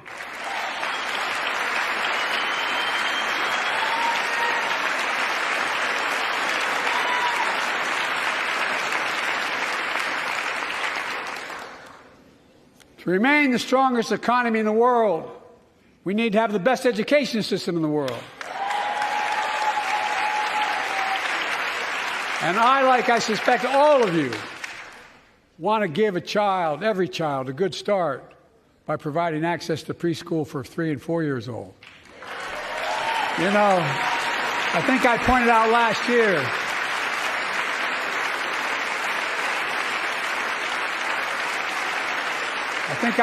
last year that children coming from broken homes where there's no books, they're not read to, not spoken to very often, start school, kindergarten or first grade, having heard 1 million fewer words spoken. Well, studies show that children who go to preschool are nearly 50% more likely to finish high school, go on to earn a 2- and 4-year degree, no matter what their background is.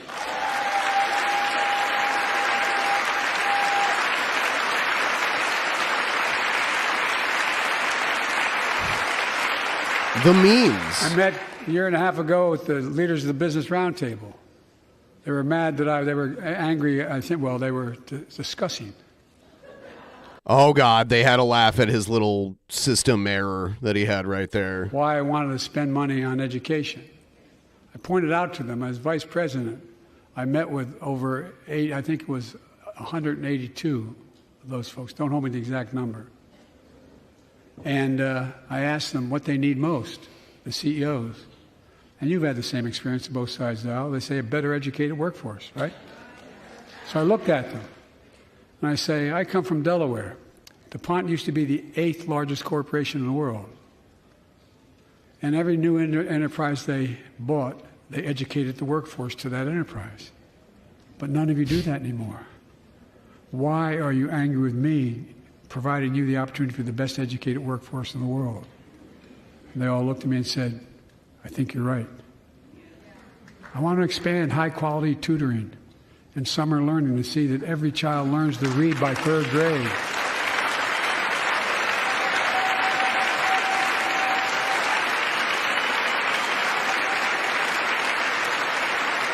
I'm also connecting local businesses and high schools so students get hands-on experience and a path to good-paying job whether or not they go to college. And I want to make sure that college is more affordable. Let's continue increasing the Pell Grants to working and middle-class families and increase record investments in HBCUs and minority-serving institutions, including Hispanic institutions.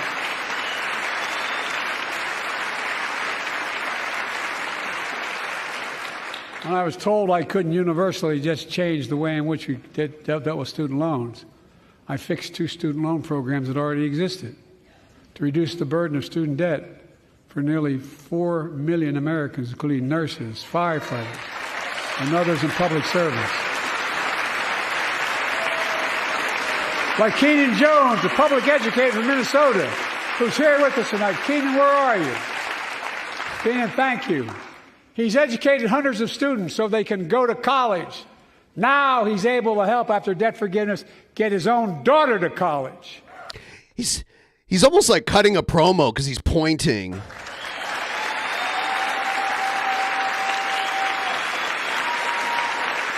folks, look.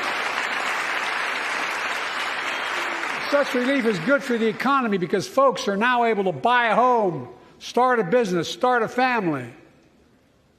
While we're at it, I want to give public school teachers a raise.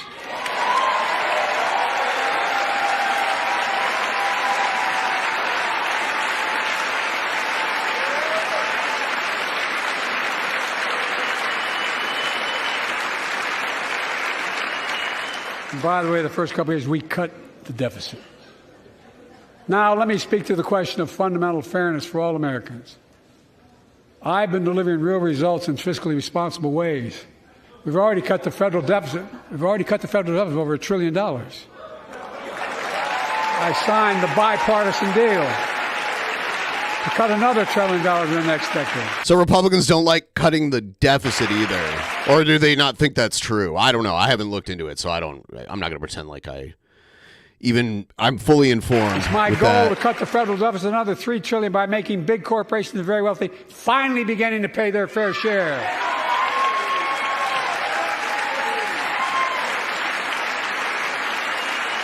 Look, I'm a capitalist. If you want to make or can make $1 million or millions of bucks, that's great. Just pay your fair share in taxes. A fair tax code is how we invest things and make this country great. Healthcare, education, defense, and so much more. But here's the deal. Here's the deal, last Jack. administration enacted a $2 trillion tax cut. Overwhelmingly benefit the top 1%, the very wealthy and the biggest corporations, and exploded the federal deficit. They added more to the national debt than any presidential term in American history. Check the numbers. Folks at home, does anybody really think the tax code is fair? No. Do you really think the wealthy and big corporations need another $2 trillion tax break? No. I sure don't. I'm going to keep fighting like hell to make it fair. Under my plan, nobody earning less than $400,000 a year will pay an additional penny in federal taxes. Nobody, not one penny. By the way, please like the stream if you haven't already. Thank you so much. And they haven't yet. In fact, the child tax credit I passed during the pandemic cut taxes for millions of working families and cut child poverty in half. Restore that child tax credit. Rubio. I hardly see him anymore. No. Rubio. Child should go hungry in this country. The way to make the tax code fair is to make big corporations and the very wealthy begin to pay their fair share. Remember in 2020, 55. I think I could hear Marjorie Taylor Greene's shrill voice in the background. The biggest companies in America made $40 billion and paid zero in federal income tax. Zero. Not anymore. Thanks to the law I wrote and we signed, big companies have to pay a minimum of 15%. But that's still less than working people pay in federal taxes. It's time to raise corporate minimum tax to at least 21%.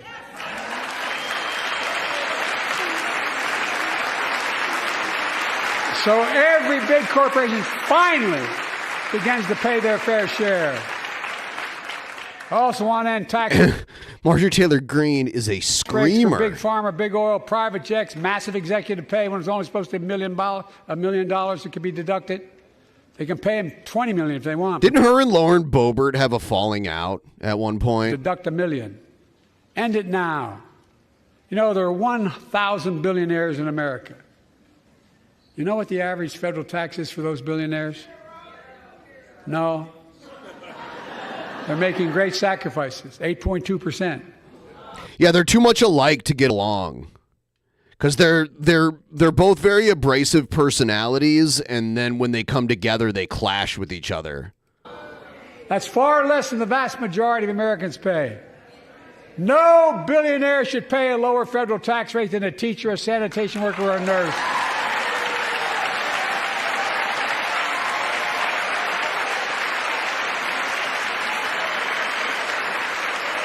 Man, the Republicans have been sitting this whole time. I propose a minimum tax for billionaires of 25%, just 25%. You know what that would raise?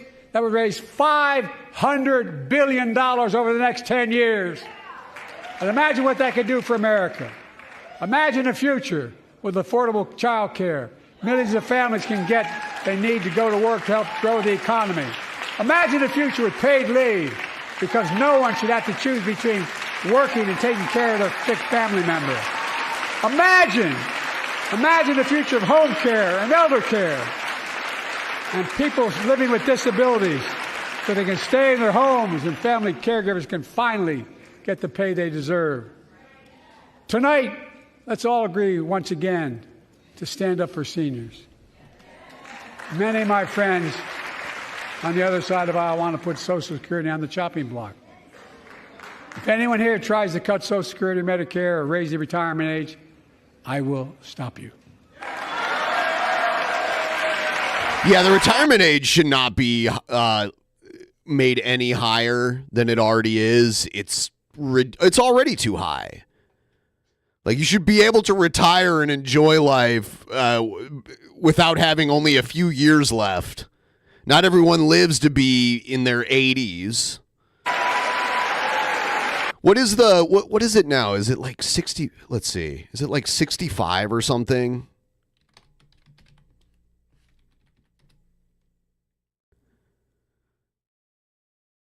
Uh, 67.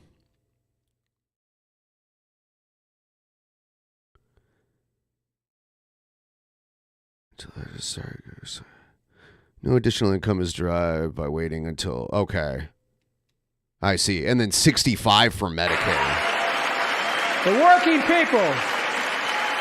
It's 65 for Medicare and 67 for Social Security benefits, I believe. The working people who built this country pay more into Social Security than millionaires and billionaires do.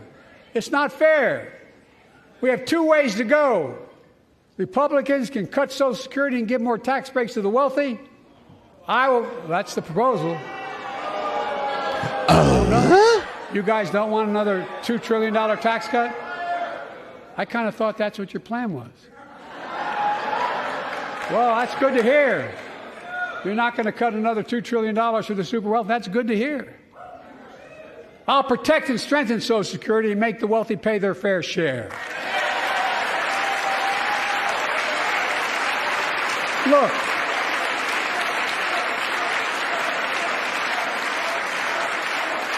Too many corporations raise prices to pad their profits, charging more and more for less and less. That's why we're cracking down on corporations that engage in price gouging and deceptive pricing, from food to health care to housing. In fact, the snack companies think you won't notice if they change the size of the bag and put a hell of a lot fewer, same size bag, put fewer chips in it. No, I'm not joking. It's called shrinkflation. Yeah, the shrinkflation is ridiculous. It's weird that we even know this exists, because we went through COVID and everything went to shit, and all these corporations were trying to maintain their profits. There might have to be an actual price control law passed. I don't see how that could get passed either, though, honestly, but something needs to be done to prevent corporations from doing this kind of stuff, especially with food. You know, it's one thing when it comes to luxuries, but when it comes to food, that's something that should not be messed with. Pass Bobby Casey's bill and stop this. I really mean it. So they're going to try, it looks like.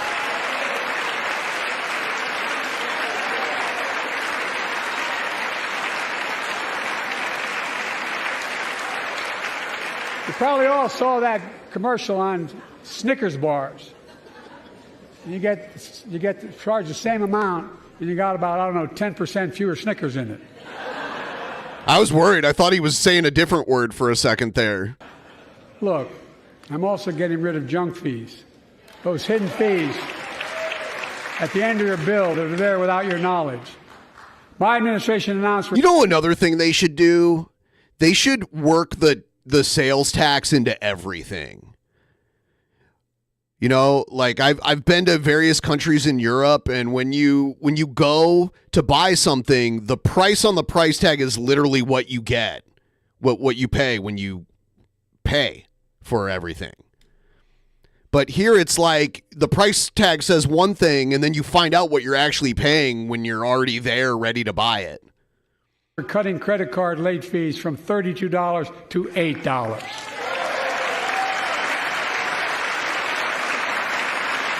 Banks and credit card companies. Mr. Morden says we got sales tax here. Yeah. Well, when you go to buy something in many other countries, there's a sales tax too, but they put it on the price, the listed price. And then so that when you go to buy it, you pay literally exactly what the price tag said. There's not this like, surprise, this is actually what the cost of this is. Are allowed to charge what it costs them to instigate the collection. And that's more a hell of a lot like $8.30. A lot of people, when they come to visit from other countries, they visit the U.S., it is very confusing. Metrosexual kiss Ben. How do I do metrosexual? Mwah. I don't know how to do it. If you consider me metrosexual, I guess just me doing it accomplished that. Otherwise, I'm not sure how to do it. Some dollars. They don't like it. The credit card companies don't like it. But I'm saving American families $20 billion a year with all the junk fees I'm eliminating. Folks at home, that's why the banks are so mad. It's $20 billion in profit. The weird thing, like, I've lived in other states that when you go out to eat, as long as you, or no, I'm sorry. When you go to buy restaurant food, if you don't eat, like when I lived in Ohio, when you would buy I don't know if it's changed because I haven't lived there in a very long time, but when you would go pick up food, as long as you didn't eat it in the restaurant, you took it home, you didn't pay tax on that food. You only paid tax if you ate in the restaurant. But here where I live, it's like you pay, it's not that much, but you pay tax regardless. If you buy restaurant food, you pay tax on it. I just don't buy restaurant food anymore. The prices of it have gone up. I mean, like, of course, maybe like once or twice a month, I'll buy restaurant food, but normally I just cook everything at home. Stopping there. My administration has proposed rules to make cable, travel, utilities, and online ticket sellers tell you the total price up front. That's good. So there are no surprises. But that's only for a few specific things. I want it all. Like the taxes and fees for everything up front. It matters. It matters. And so does this. In November, my team began serious negotiation with a bipartisan group of senators. The result was a bipartisan bill with the toughest set of border security reforms we've ever seen. Oh, you don't think so? Oh, you don't like that bill, huh? That conservatives got together and said it was a good bill? I'll be darned. That's amazing. That bipartisan bill would hire 1,500 more security agents and officers, 100 more immigration judges to help tackle the backload of 2 million cases, 4,300 more asylum officers, and new policies so they can resolve cases. Yeah, it's weird. Like, where I live in Washington State, they don't have an income tax, but they have a sales tax. And then south of me in Oregon, they have an income tax, but they don't have a sales tax. It's like the opposite. They kind of cancel each other out in some ways. Sales taxes bring in more revenue because basically it's not just the people working and residing in your state paying the taxes. It's anyone who visits the state and buys something pays the tax. So in 6 I don't months know. Instead of 6 years. I don't know now. which is better. I wish.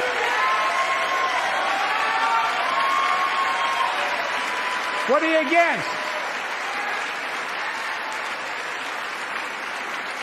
100 more high-tech drug detection machines to significantly increase the ability to screen and stop vehicles smuggling fentanyl into America.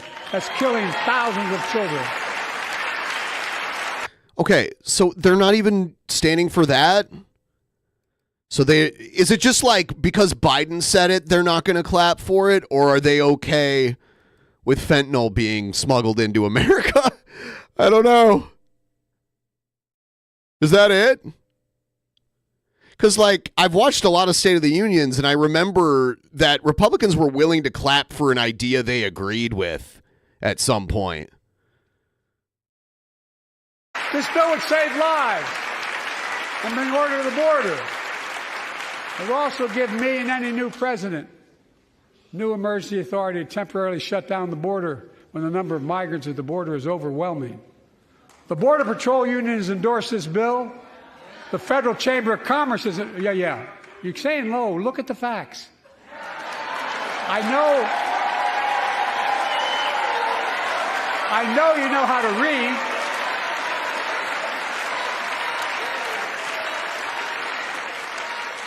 I believe that given the opportunity for a majority in the House and Senate would endorse the bill as well, a majority right now. But unfortunately, politics has derailed this bill so far. I'm told my predecessor called members of Congress in the Senate to demand they block the bill. He feels political win, he viewed it as a political win for me and a political loser for him. It's not about him, it's not about me. I'd be a winner, not really. What? I'd be a winner, not really. You can hear everyone on the Republican side kind of chuckle when he has a senior moment. It's not that bad, though. I mean, it is. I'd be nervous knowing how many people were watching me. I don't think he's nervous, though. I think he's just kind of, he's old.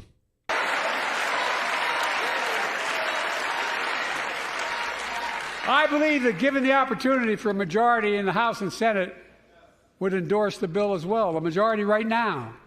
But unfortunately, politics has derailed this bill so far. I'm told my predecessor called members of Congress in the Senate to demand they block the bill. He feels political win, he viewed it as a political win for me and a political loser for him. It's not about him, it's not about me. I'd be a winner, not really. Oh, it's MTG running her mouth. She's cutting a promo on the Prez. Oh, God. Yeah, look at that. Look at that ensemble. Lincoln Riley, an innocent young woman who was killed by an illegal. That's right. But how many of the thousands of people being killed by illegals? To her parents, I say, my heart goes out to you, having lost children myself. I understand. But look, if we change the dynamic at the border... I keep telling people to vote third party. We just need 10% to vote third party to change this two-party victim. Right? I mean, it would look good. It would be promising. I think it's because there's the whole narrative that if you do that, you're wasting your vote, which I can see the truth in that, but I don't completely agree. But it may take some sacrifices to get there. Like if we're pushing a third party, whatever side that third party more closely allies with is probably going to cause the opposite party to win a couple times, which is kind of a big sacrifice. So I don't know. I don't know what the right answer is, but I think it would be cool if we had a viable third party candidate. Sure. People pay these smugglers $8,000 to get across the border because they know if they get by and let into the country, it's 6 to 8 years before they have a hearing. And it's worth taking the chance of the $8,000. But by the way, thank you, Swell Shank. And now we're over 80%. I'm going to keep pushing forward. So if anyone else wants to help us get a little closer to the goal, feel free to help us out. Hey, Shabisky, we got the Bisky in the chat. The But bisky. if it's only 6 months, 6 weeks, the idea is it's highly unlikely that people will pay that money and come all that way knowing that they'll be able to be kicked out quickly. Folks, I would respectfully suggest my Republican friends owe it to the American people, get this bill done. We need to act now. There's Boebert. There's Boebert sitting next to, oh my God, what's his name? The guy who looks like a cartoon villain. What's his name? It's on the tip of my tongue. What's his name? Gates. Or is it Gates? Yeah, Matt Gates. That's his name. Yeah. Yeah, those two. Maybe those two are fucking. You think? You think? Is she jerking him off right now like she was with that guy in the theater?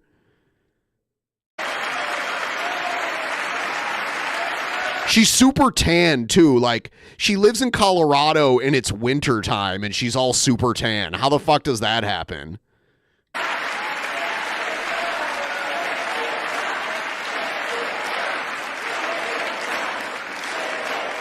The way that happens is she got it sprayed on or she laid in a tanning bed, which I think is so weird.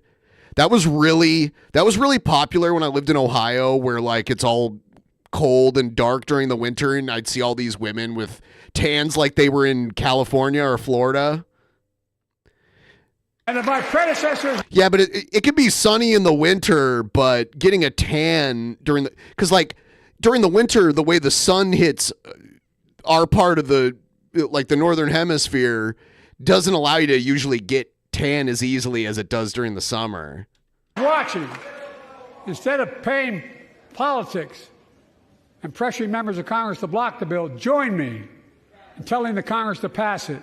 We can do it together, but that's what here's what he will not do. I will not demonize immigrants saying they are poison in the blood of our country. I will not separate. I noticed the Speaker of the House, he either like very gently nods or shakes his head in disapproval. But it's so subtle, you can barely even tell that he's doing it. Families.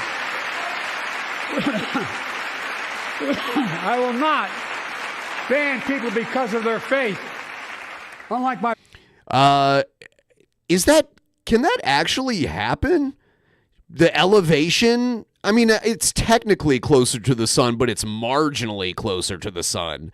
I don't know if that's why you got it. Help me. It's been a while since I was in high school. Doesn't the third party gain important federal funding for campaigning? Just have to get 10% of the vote. I'm not sure. Is this truth still? Oh, it's the reflection of the snow. I can see that, but not like being like slightly more elevated. I mean, I know it's like thousands of feet, but it shouldn't make a difference. I used to live in Albuquerque, which is actually at about the same elevation as Denver, and that didn't happen to me. And it's drier and more sunny there most of the year than it is in Denver. My predecessor on my first day in office, I introduced a comprehensive bill to fix our immigration. Yes, I remember John Boehner. I called him John Boner, and he was from Ohio, and he used to cry all the time. Take a look at it. Thank you so much for supporting us and making this an amazing stream so far, guys. I really appreciate it. Secure the border, provide a pathway to citizenship for dreamers, and so much more. But unlike my predecessor, I know who we are as Americans. We're the only nation in the world with a heart and soul that draws from old and new. Home to Native Americans, and ancestors have been here for thousands of years. Oh, Honest Red, you hear that? He's talking to your people. Oh my God, this is great pause game right here. Oh my God. You know what I want? I want people, you don't have to, but I have an assignment for anyone who's willing to do it. I would like people to screenshot this and put like a speech bubble on Biden and maybe thought bubbles on the vice president and the speaker there, like up there. Here, I'll make it available for you guys one more time. And then make them say, like, make Biden say something and then make them thinking about like whatever. And you could just put pictures or something. Maybe they're not even paying attention. Like maybe Kamala Harris is, I don't know. You can have fun with it. Like maybe Kamala Harris is daydreaming about pina coladas and, the other guy is daydreaming about, who knows? Think of something. Home to people of every place, from every place on earth. They came freely. Some came in chains. Some came when famine struck, like my ancestral family in Ireland. Some to flee persecution, to chase dreams that are impossible anywhere but here in America. That's America. And we all come from somewhere, but we're all American.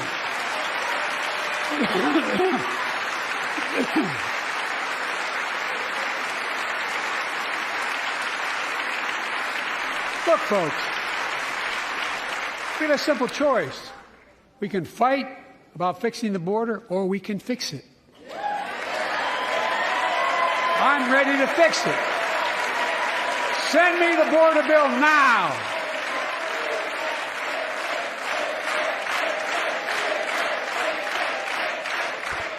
By the way, we got a few people signing up on Patreon. I want to thank you guys. Everyone at the $10 level is going to get a pretty cool video by the end of this month. It's already edited. I'm still trying to figure out. By the end of the day, I'm going to figure out when I'm going to release it. I might actually make it available a little earlier for the higher level people, and then maybe like a week after that, give the $10 people the video. I'm not sure. You gotta use some marketing strategies for this kind of stuff. Maybe I'll just release it all at once. We'll figure it out. A transformational moment in history happened 59 years ago today in Selma, Alabama. I don't think. See, Joe Biden can't go back. I mean, he's probably been to Ireland, but he can't go back to Ireland as in like that's where he's from. He wasn't born there. Hundreds of foot soldiers for justice marched across the Edmund Pettus Bridge, named after the Grand Dragon of the Ku Klux Klan, to claim their fundamental right to vote. They were beaten, they were bloody, and left for dead. Our late friend and former colleague, John Lewis, was on that march. We miss him.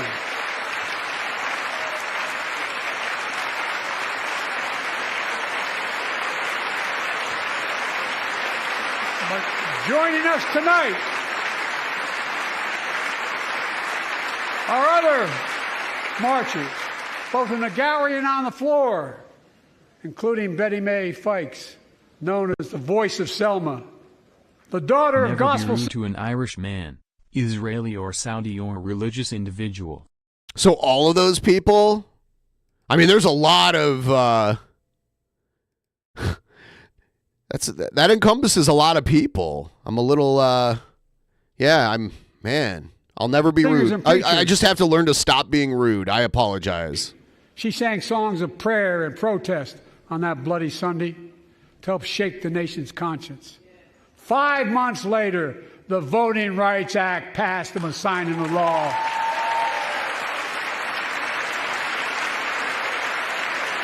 Thank you.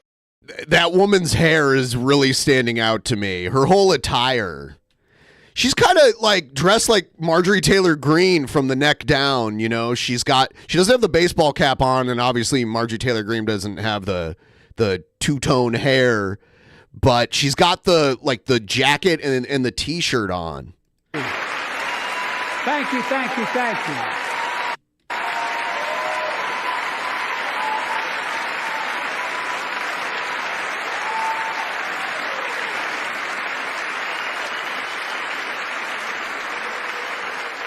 But 59 years later, there are forces taking us back in time. Voter suppression, election subversion, unlimited dark money, extreme gerrymandering. John Lewis is a great friend to many of us here. But if you truly want to honor him and all the heroes who marched with him, then it's time to do more than talk. Pass the Freedom to Vote Act, the John Lewis Voting Right Act.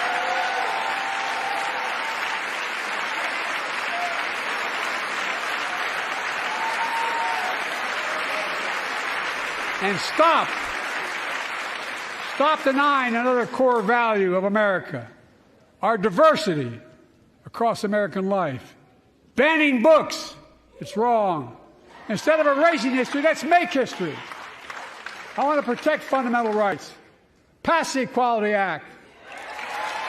And my message to transgender Americans, I have your back.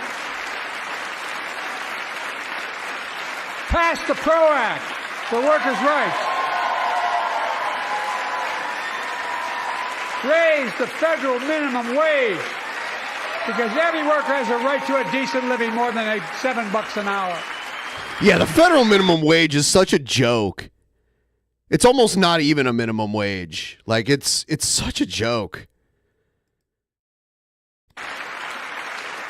We're also making history by confronting the climate crisis, not denying it. I don't think any of you think there's no longer a climate crisis. At least I hope you don't.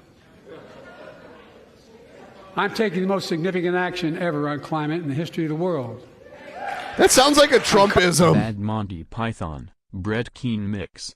I apologize. Oh, no. I just, you know what? Things go over my head all the time. So you don't need to apologize. Sometimes I just don't get things. I don't get references. Cutting our carbon emissions in half by 2030. Creating tens of thousands of clean energy jobs like the IBW workers building and installing 5. He talks like I do when I'm really drunk. So when I hear him, I'm like, is he drunk? But he's not. He's just old. He might be medicated, though. You never know. 100,000 electric vehicle charging stations. Conserving 30% of America's lands and waters by 2030. And taking action on environmental justice fence line communities smothered by the legacy of pollution. And pattern after the Peace Corps and AmeriCorps, I launched the Climate Corps. The Climate Corps. It sounds like a type of like hardcore music. Climate Corps. I'm into Climate Corps, man. And you're like moshing in the pit at a Climate Corps show. Could you imagine that? To put 20,000 young people to work in the forefront of our clean energy future. You know what I want? Oh, dude, I have such a great idea. I'm going to work on this. Triple that number in a decade.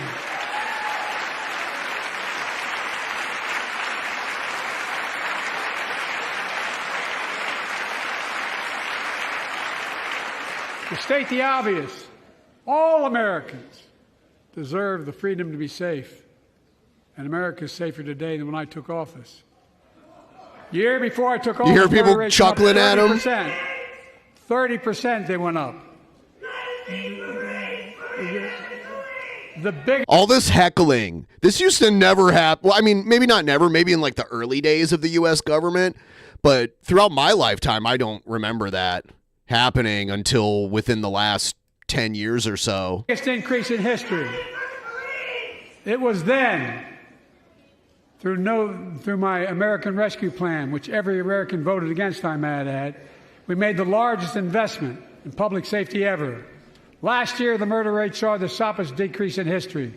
Violent crime fell to one of its lowest levels in more than 50 years. But we have more to do.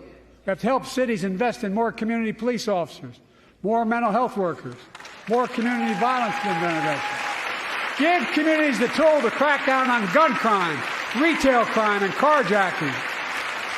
Keep building trust, as I've been doing by taking executive action on police reform and calling for it to be the law of the land. Directing my cabinet to review the federal classification of marijuana and expunging thousands of convictions for the mere possession, because no one should be jailed for simply using or have it on their record. Okay, so take on crimes of domestic violence. Climate Corps, instead of human wave, is an actual wave. It's an actual wave. Enforcement of the Violence Against Women Act that I proudly wrote when I was a senator, so we can finally end the scourge against women in America. The scourge.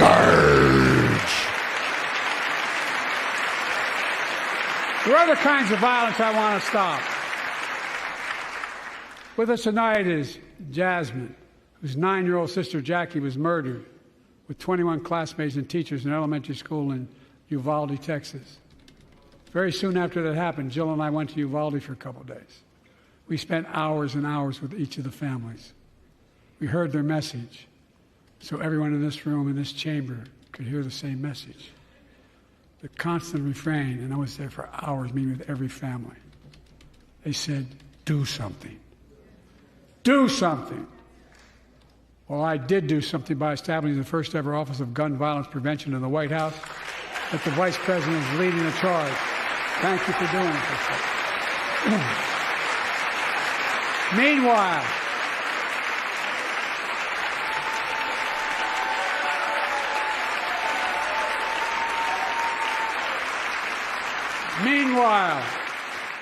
my predecessor told the NRA he's proud he did nothing on guns when he was president. He did do something, though. Bump stock ban. After another shooting in Iowa recently, he said, when asked what to do about it, he said, just get over it. There's his quote, just get over it. I say, stop it. Stop it, stop it, stop it.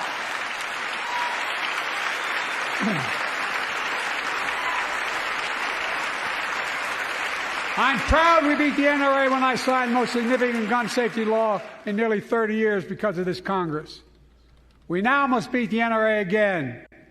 I'm demanding a ban on assault weapons and high-capacity magazines.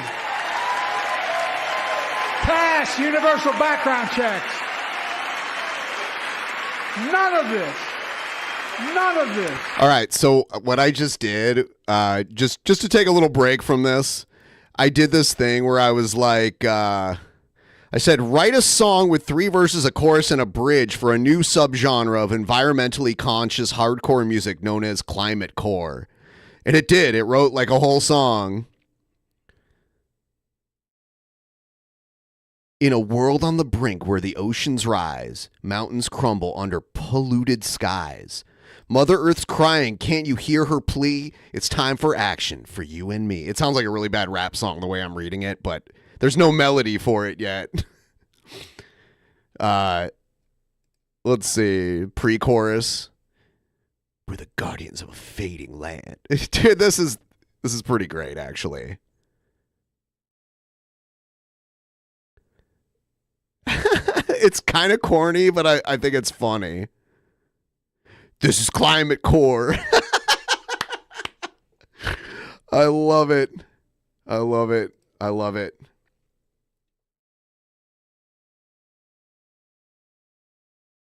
Yeah, anyway. This is like a lengthy song. It's pretty great. I taught the Second Amendment for 12 years. None of this violates the Second Amendment or vilifies responsible gun owners. Yeah. You know, as we manage challenges at home, we're also managing crises abroad. I'm for this and against it. I know the last 5 months have been gut-wrenching for so many people, for the Israeli people, for the Palestinian people, and so many here in America. This crisis began on October 7th with a massacre by a terrorist group called Hamas, as you all know. 1,200 innocent people, women and girls, men and boys, slaughtered after enduring sexual violence. The deadliest day for the Jewish people since the Holocaust. And 250 hostages taken. Here in this chamber tonight are families whose loved ones are still being held by Hamas. I pledge to all the families that we will not rest until we bring every one of your loved ones home. We also we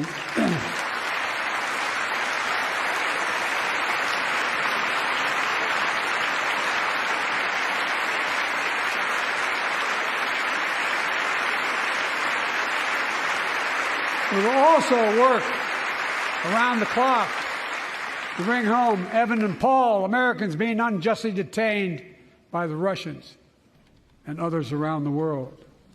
Israel has the right to go after Hamas.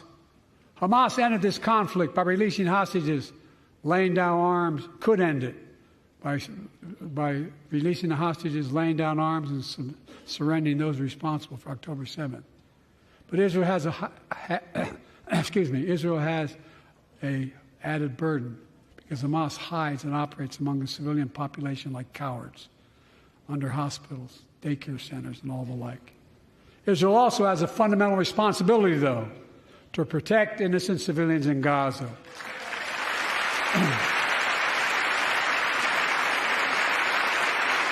This war...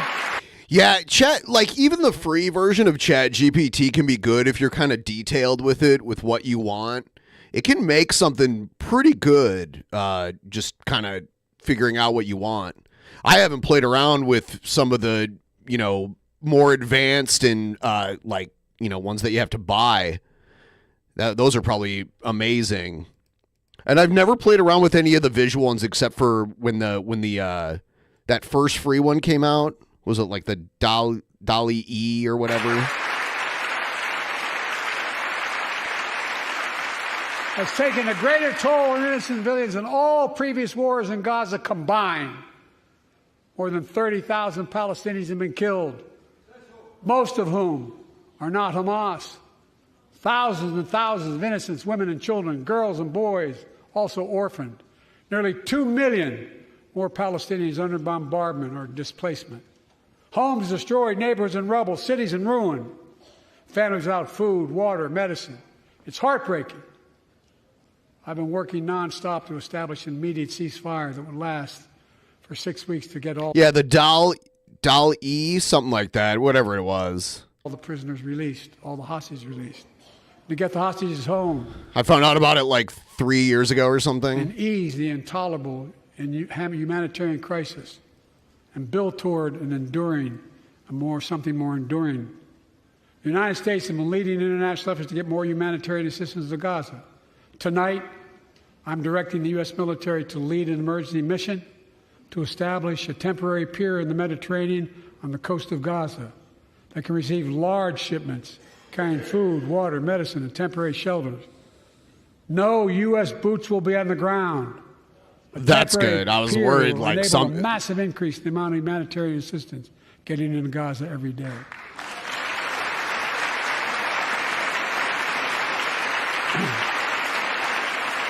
And Israel must do its part.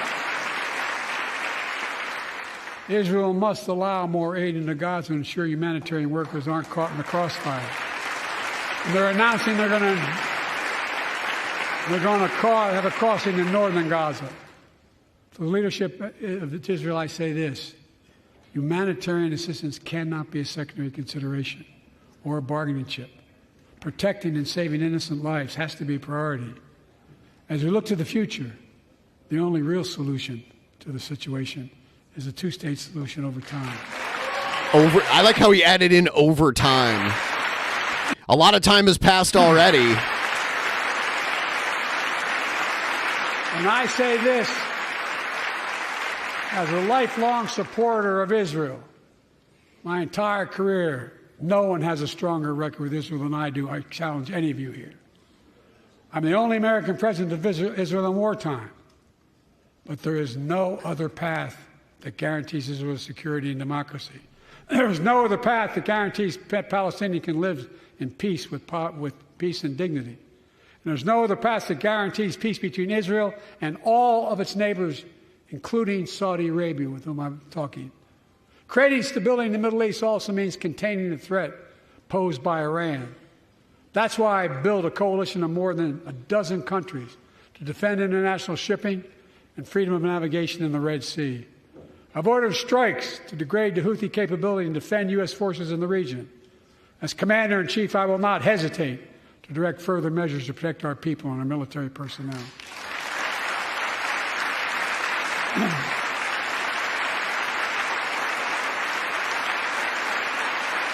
For years, I've heard many of my Republican and Democratic friends say that China is on the rise and America's falling behind. Oh, damn! Justin Buckner coming through. 800, getting us to an even 800. So now we're 100 away from meeting the goal. If we do happen to get that last 100 during this stream, I'll just start next week's goal, and then we have a whole other show happening tomorrow. They've got it backwards. I've been saying it for over 4 years, even when I wasn't president. America's rising. We have the best economy in the world. And since I've come to office, our GDP is up, our trade deficit with China is down to the lowest point in over a decade. And we're standing up against China's unfair economic practices. We're standing up for peace and stability across the Taiwan Straits.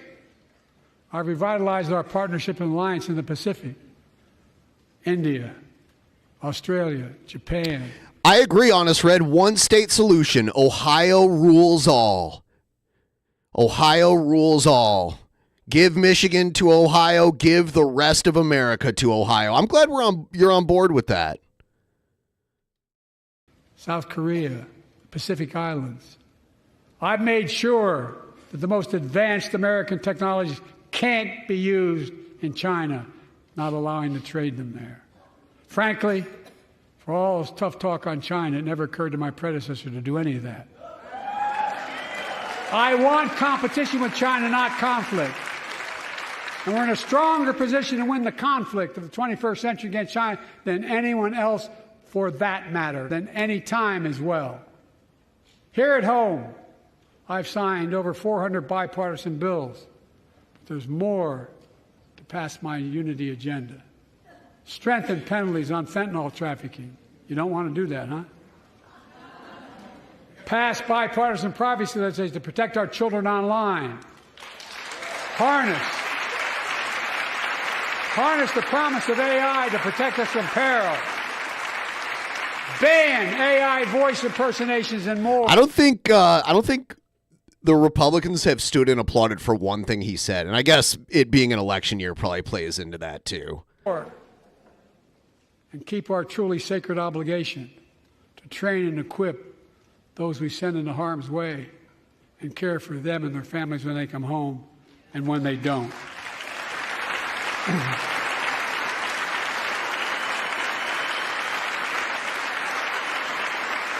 That's why the song Support and Help of Dennis and the VA, I signed the PACT Act. One of the most significant laws ever. Oh, it was one time. I missed that part. Millions of veterans exposed to toxins who now are battling more than 100 different cancers. Many of them don't come home, but we owe them and their families support. We owe it to ourselves to keep supporting our new health research agency called ARPA-H, and remind us that we can do big things like end cancer as we know it, and we will. Ohio from sea to shining sea to the Great Lakes to the Gulf of Mexico and all places in between. Shit, we're taking over Guam, we're taking over Puerto Rico, we're taking over all of the U.S. territories, and the world is next. You better believe it. It's going to be scarlet and gray all over the planet.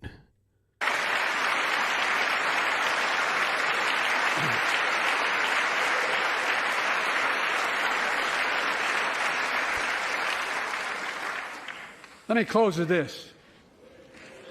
Yay.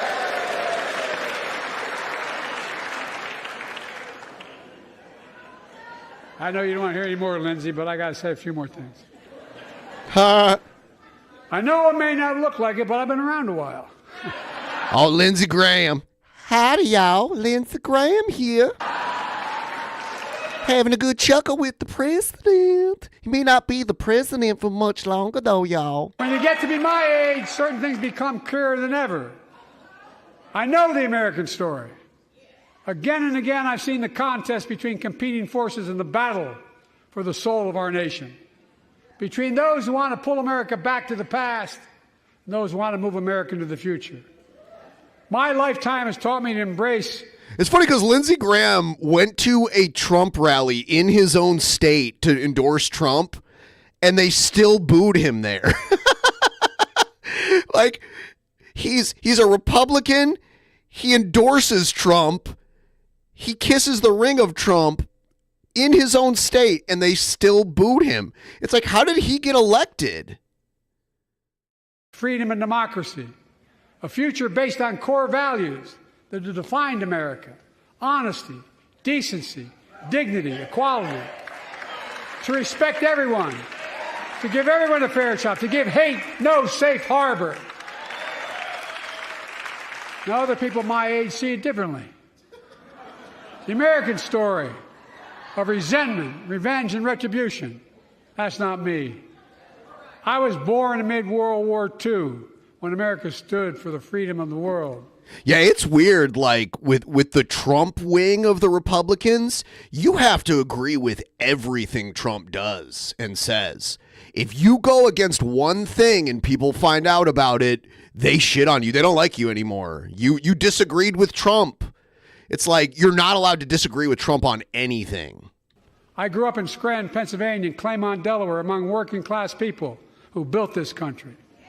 I watched in horror as two of my heroes, like many of you did, Dr. King. Except for the vaccine. Yeah, you're right. That's like the one thing that even Trump's own people will boo him over. But Trump is such a narcissist, he has to take credit for it.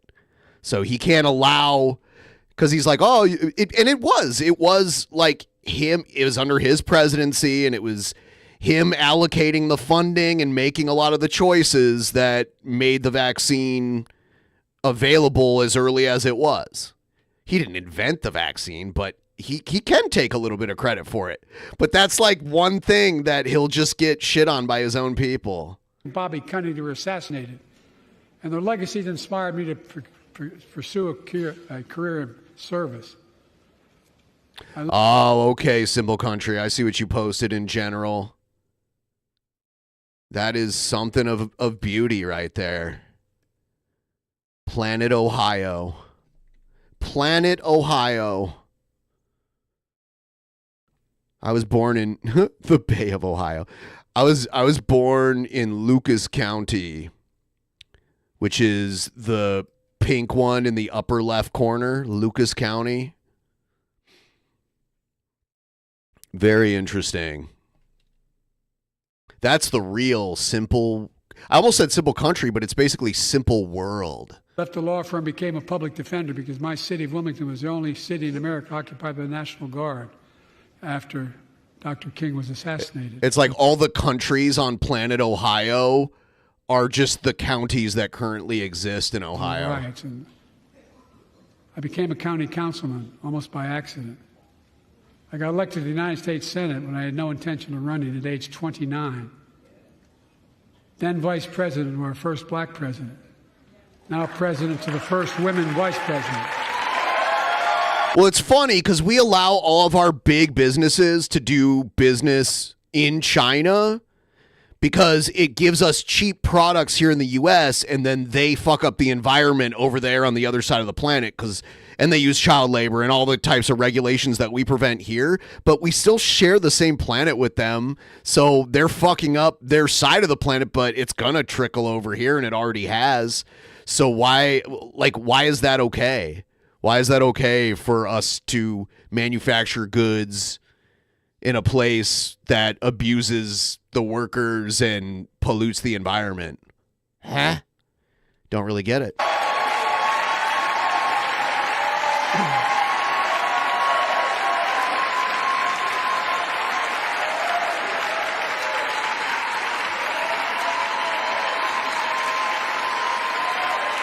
In my career...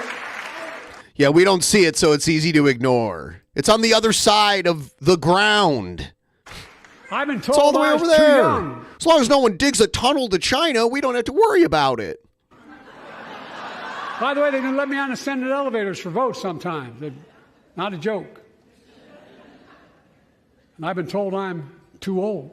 We do it so companies can maximize profits and so you can buy something for like $5 cheaper at Walmart or whatever, or Amazon now. It's Amazon.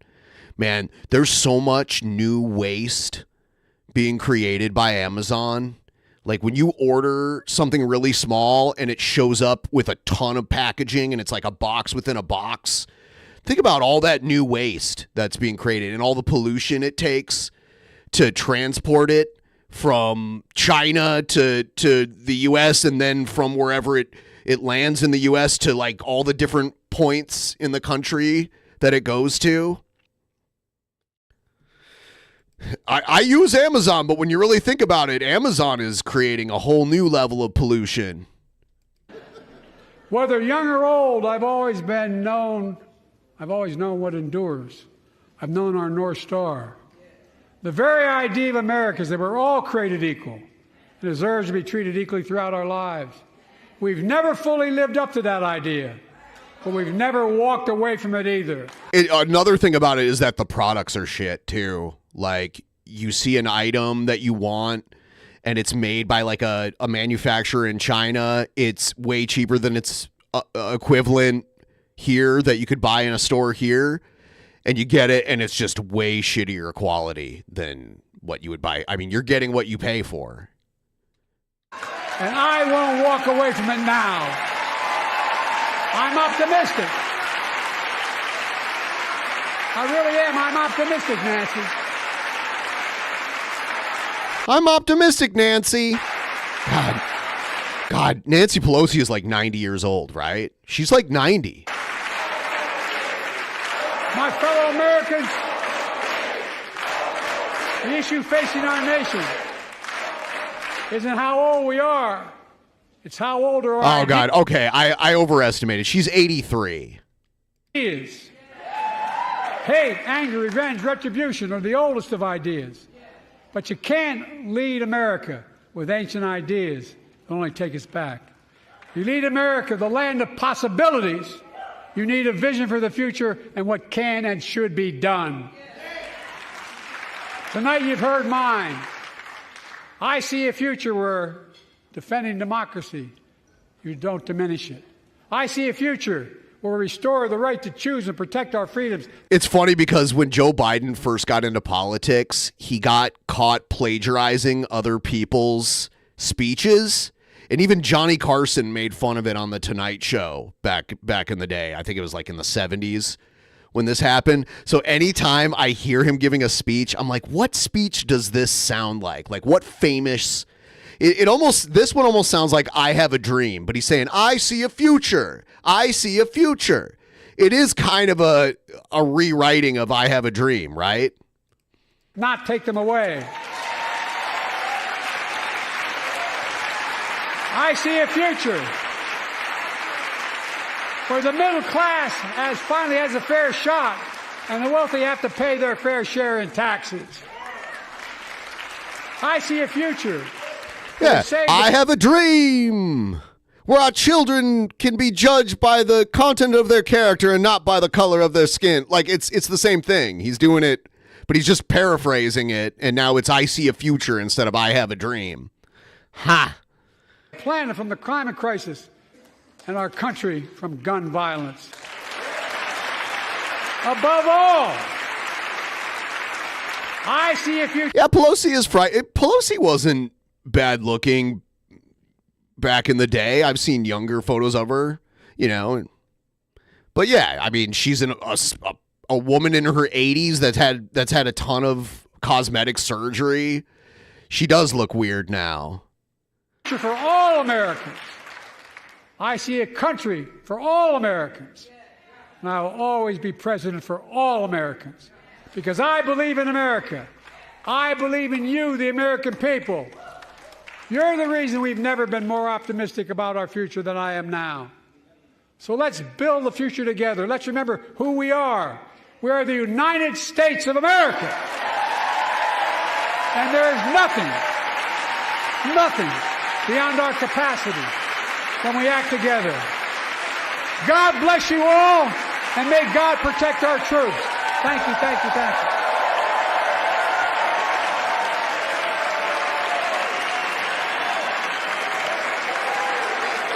All right, Joe. I think this... Oh, shit. I think this picture of her on the right with Kennedy, I think she was probably like 16, 17 here. And then here, I guess maybe this is like college age Nancy Pelosi. And then she's probably like in her 40s here, maybe 50. She does look very different. There's been a lot of, I mean, there is aging, but there's also like cosmetic surgery. Her nose looks very different here than it did here. I don't know. Maybe I'm just tricking myself into seeing cosmetic looking. Yeah, she looks very different there. Look at that. She's probably, I don't know. I'm guessing like 40 or 50 here.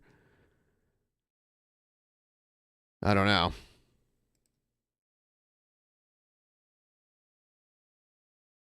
All right. So you guys know how I have to pee all the time. I have to pee again now. I've been holding it for over an hour, honestly. But I'll be right back, and we're going to do some other stuff. I got more stuff coming up, so you shouldn't leave. It's only going to take like 3 minutes for me to empty my bulging bladder. So stick around. There's more to come. See you in a minute.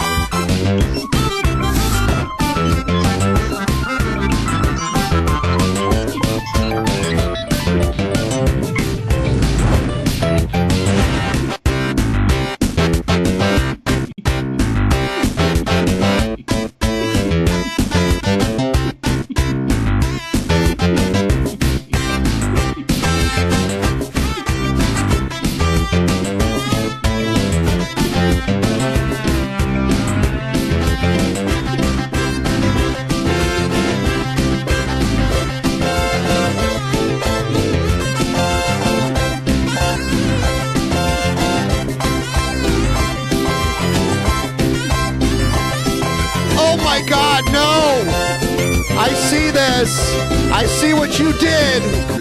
I know what you did. I see what you did. Go!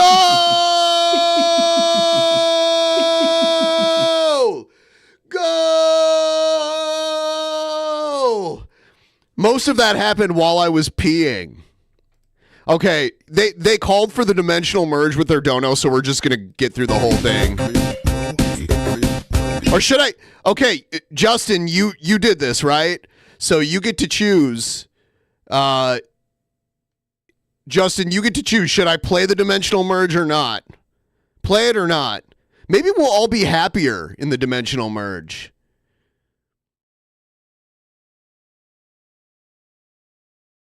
I can move on? Okay.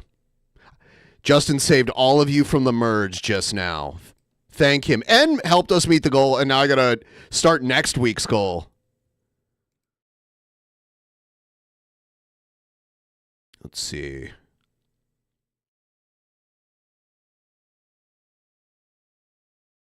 Tip goal, tip goal. Yeah, it was too loud. I couldn't hear it until Actually, I don't know if it plays. I don't know if it plays on that screen. I don't know. Because what I have a screen where the donations don't show up. Could you hear it at all? Okay, you could hear it still. Okay. I wasn't sure if it was muted on that screen or not, because it gives you that option. Anyway, I'm easily distracted and I can't multitask very well, so I am going to see here. Bonus show.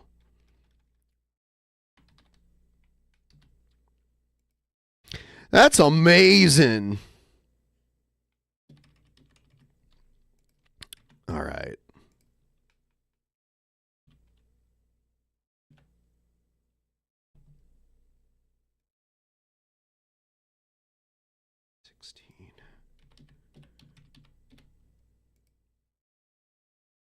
All right, there it is.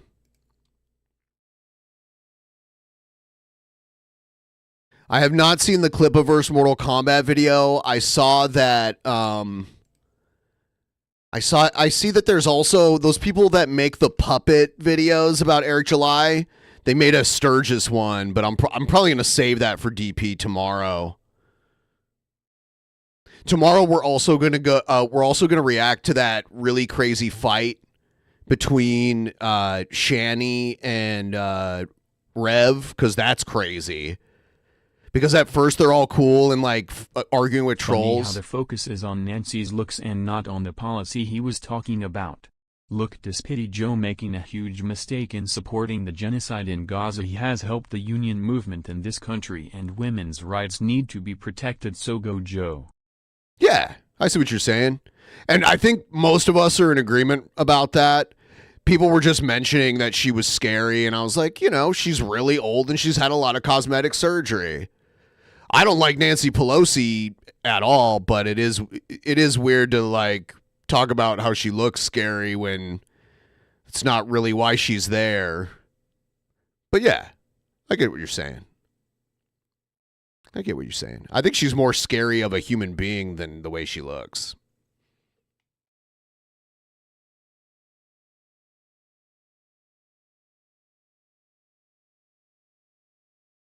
All right, let's check out. Okay, let's do some struggies. All right, you guys ready for some struggies? Essentially,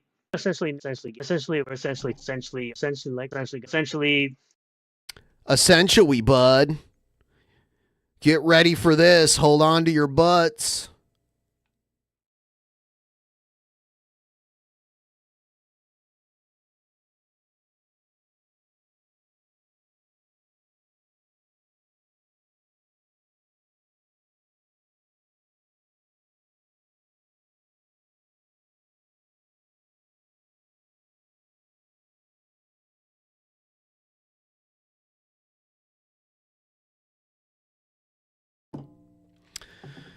Okay.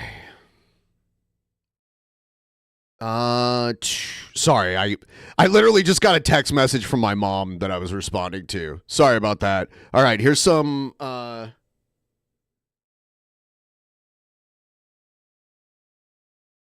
is it? Here it is.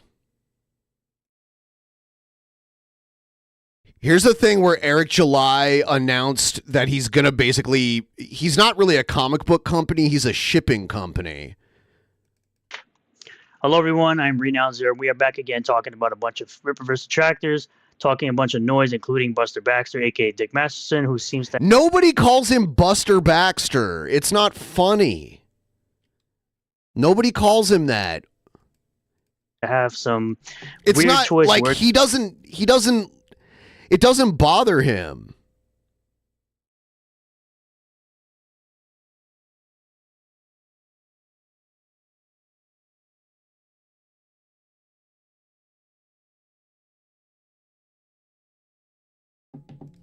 About me, considering his history. We'll get into all of that, starting, of course, with the Art of Joe Bennett Alpha Core #1 pre-order, up for sale, 2,000 metallic collectible variants.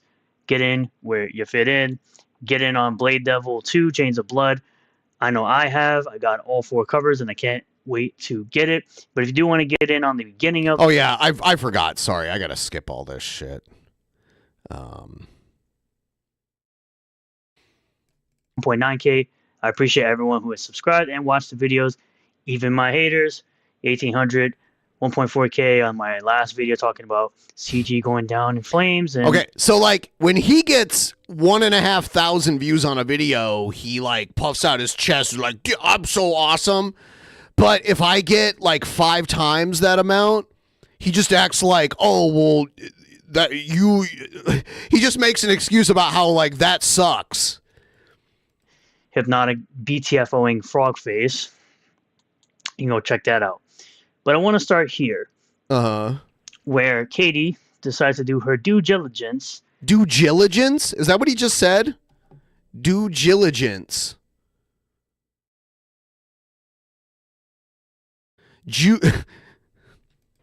And super chat $5 to Eric to hate on it. Now, absolutely. I'm going to explain to you what this says. Why are you deflecting my question about Yaira? Is there something you're trying to hide? I mean, I do appreciate you reading my super chat. You're getting better at handling yourself, but you still failed. Hello, everyone. I'm Sturgis. Just like your penis. Penis. Dicks, balls, and backdoor actions. I love, I'll use my camera to essentially look directly into it and tell you to go fuck yourself. Your business. Well, yes, the train derailment was in East Palestine, Ohio.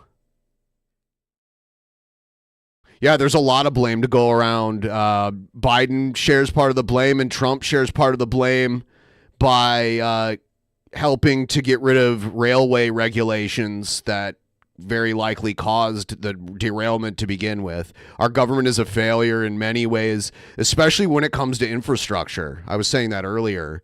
We need better rail for both passenger and freight. We need better highways, bridges, like, you know, just everything all around. We need to invest in more important things like that rather than weaponry that's just going to sit around and not be used. Here's the thing. It seems like your life is in failure because you're constantly hating on a black man. You're constantly hating on Eric July. I know people like to say, well, why do you bring the black thing up? It's interesting considering that just recently a certain creator decided... It is weird that you bring it up. I don't know why you bring it up, because no one hates on him for that reason. But you use that reason to defend him, which is very strange. Is it like your fetish or something? To bring race into it and say that the only reason people like Eric July is because he is, of course, black.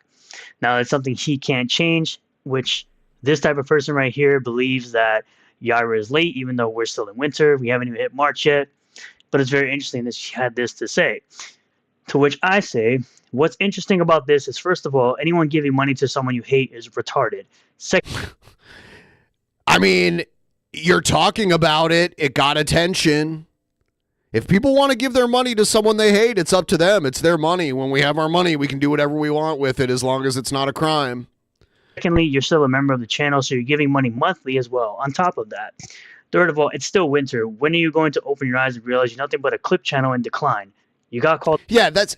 See, like, his big own on everyone is like, ha, your channel's dead. Ha. Or like, or your comic book didn't sell enough.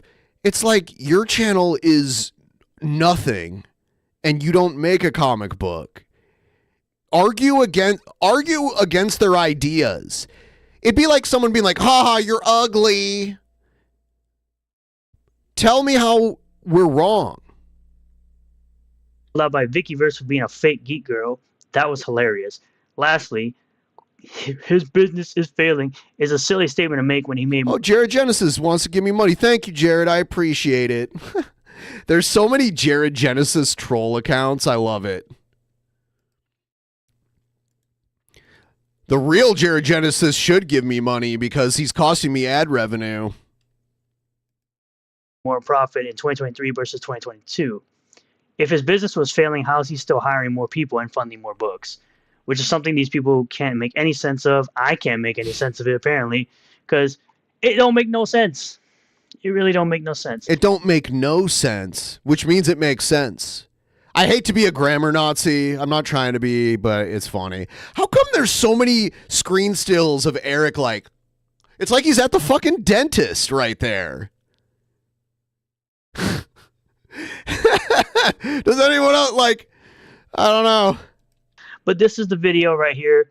His first major announcement called Represent, a new service, our new service wing under the Rippaverse Publishing brand, focuses on direct-to-customer fulfillment, publishing, and consulting for creator-owned independent comics. Let's take a listen to the video here. I'm Eric July, the founder and owner of the Rippaverse. I think it's the way he films himself, and his head is always back like this when he's talking. Ooh, my neck cracked. Oh. Launched our comic book company in 2022. I took the risk of my life, but it wasn't an uneducated risk. We've had 3 Even though you're uneducated. campaigns over $1 million, and that's due to us doing No, I'm pretty sure he went to university. I don't know if he graduated, but he did go to university. I think it was like an athletic thing. I think he was a track runner or something. tons of research. A lot of That's very true. And got a lot of people hyped for the universe that he's creating, and he still has people hyped for the universe he's creating. That's why a lot of people are hyped indeed for Yaira #1. That research had to do with analyzing the industry standards from content to distribution. And quite frankly, we couldn't make sense of a lot of it. So we did things differently. We handled everything ourselves as a new company, from the website functionality to the fulfillment. Now the hamster's supposed to be a joke where he always talks about how the Rippaverse hamsters are going strong, keeping the website going. That's supposed to be a little Easter egg for all the people who know the lore of that. All of it was in-house, and we've learned a lot along the way. We know what works, and we know what doesn't, and we are not afraid. It's interesting how in a certain creator's live stream, people want to talk about that his workers are dwarves or midgets, and that they're short enough so that they can work faster with their shorter arms close to the table. Yeah, they don't mean that seriously. That's very concerning. Rate of change and improvement. If you've kept up with my videos, you know that many people ask. Now we got a Renowned Zero, a SPERGIS sock account, like a parody account. I love this. It's great. If we'll ever publish non-Rippaverse things. Evie Variety with a Foster asked this question several months. I was wondering if the answer changed. Are you interested in bringing on outside series to the Rippaverse? I've always said that I believe our contribution would be more so in helping fulfill, because it's So he's creating a shipping company. He's going to help people who want to make indie comics. Well, he's not going to help them. I mean, he's going to charge them money to do this. He's going to start up a business where he helps people publish their comics for a percentage of what's up, or a flat rate. I don't know. The most pressing issue. And now that we have everything down. Yes, it seems to be a very pressing issue, considering some creators are talking a bunch of crap about how it's not an issue. Yet if it's not an issue, why are none of your books out? Why are none of your recent books out? Why are people waiting 4 or 6 years for one book called Rainbow the Brute? And why are people still asking? It's funny how, like, he's talking about Ethan Van Sciver. You were a fan of his. You bought his shit. You're the only reason you're talking trash about him is because he pissed off your father figure here. You know, from what I hear about Sturgis, he didn't have a father figure growing up. So this is Eric July is his parasocial daddy. For refunds and waiting for a book called Snowman. I'm proud to announce our next venture called Represent, a full-scale hosting and fulfillment service under the Rippaverse Publishing brand. A glaring hole in the independent comics market is with fulfillment and delivery of product. New forms of funding, such as crowdfunding, have lowered the barrier for entry, and that's great. The downside is that you have a lot of people. But wait, I thought Ripper was against crowdfunding.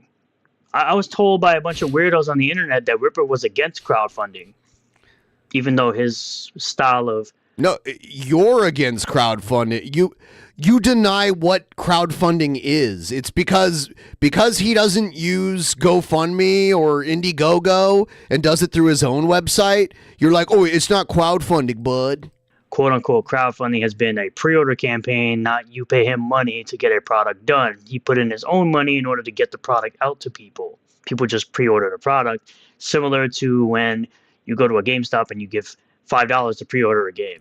that don't necessarily understand the business, overpromising and realizing very quickly that they're in over their heads. And that's where Reproductive comes in. There are publishers and distributors, but what we're trying to do is far different. We understand the comic book industry and can handle any volume. Our goal is to assist the independent scene. I don't normally go on a lot of other people's streams, so I don't know, maybe. I'm not completely against it, but it's not something I do a lot. I don't know. I don't really know what I would add to what they're saying already, maybe. I'm not saying no, I don't know. And those creatives that want to remain largely independent and sell directly to their customers. Reproductive is not a crowdfunding. It's such a bad name. Reproductive? Come up with, why do you got to put Ripa into everything? It's a dumb word and a dumb name. Come up with something better. It's like ISOM is also a dumb name. You need Yara. You need to let someone else come up with the names for this shit. Platform that's open to the public. Look at it more like a network that certain clients will have access.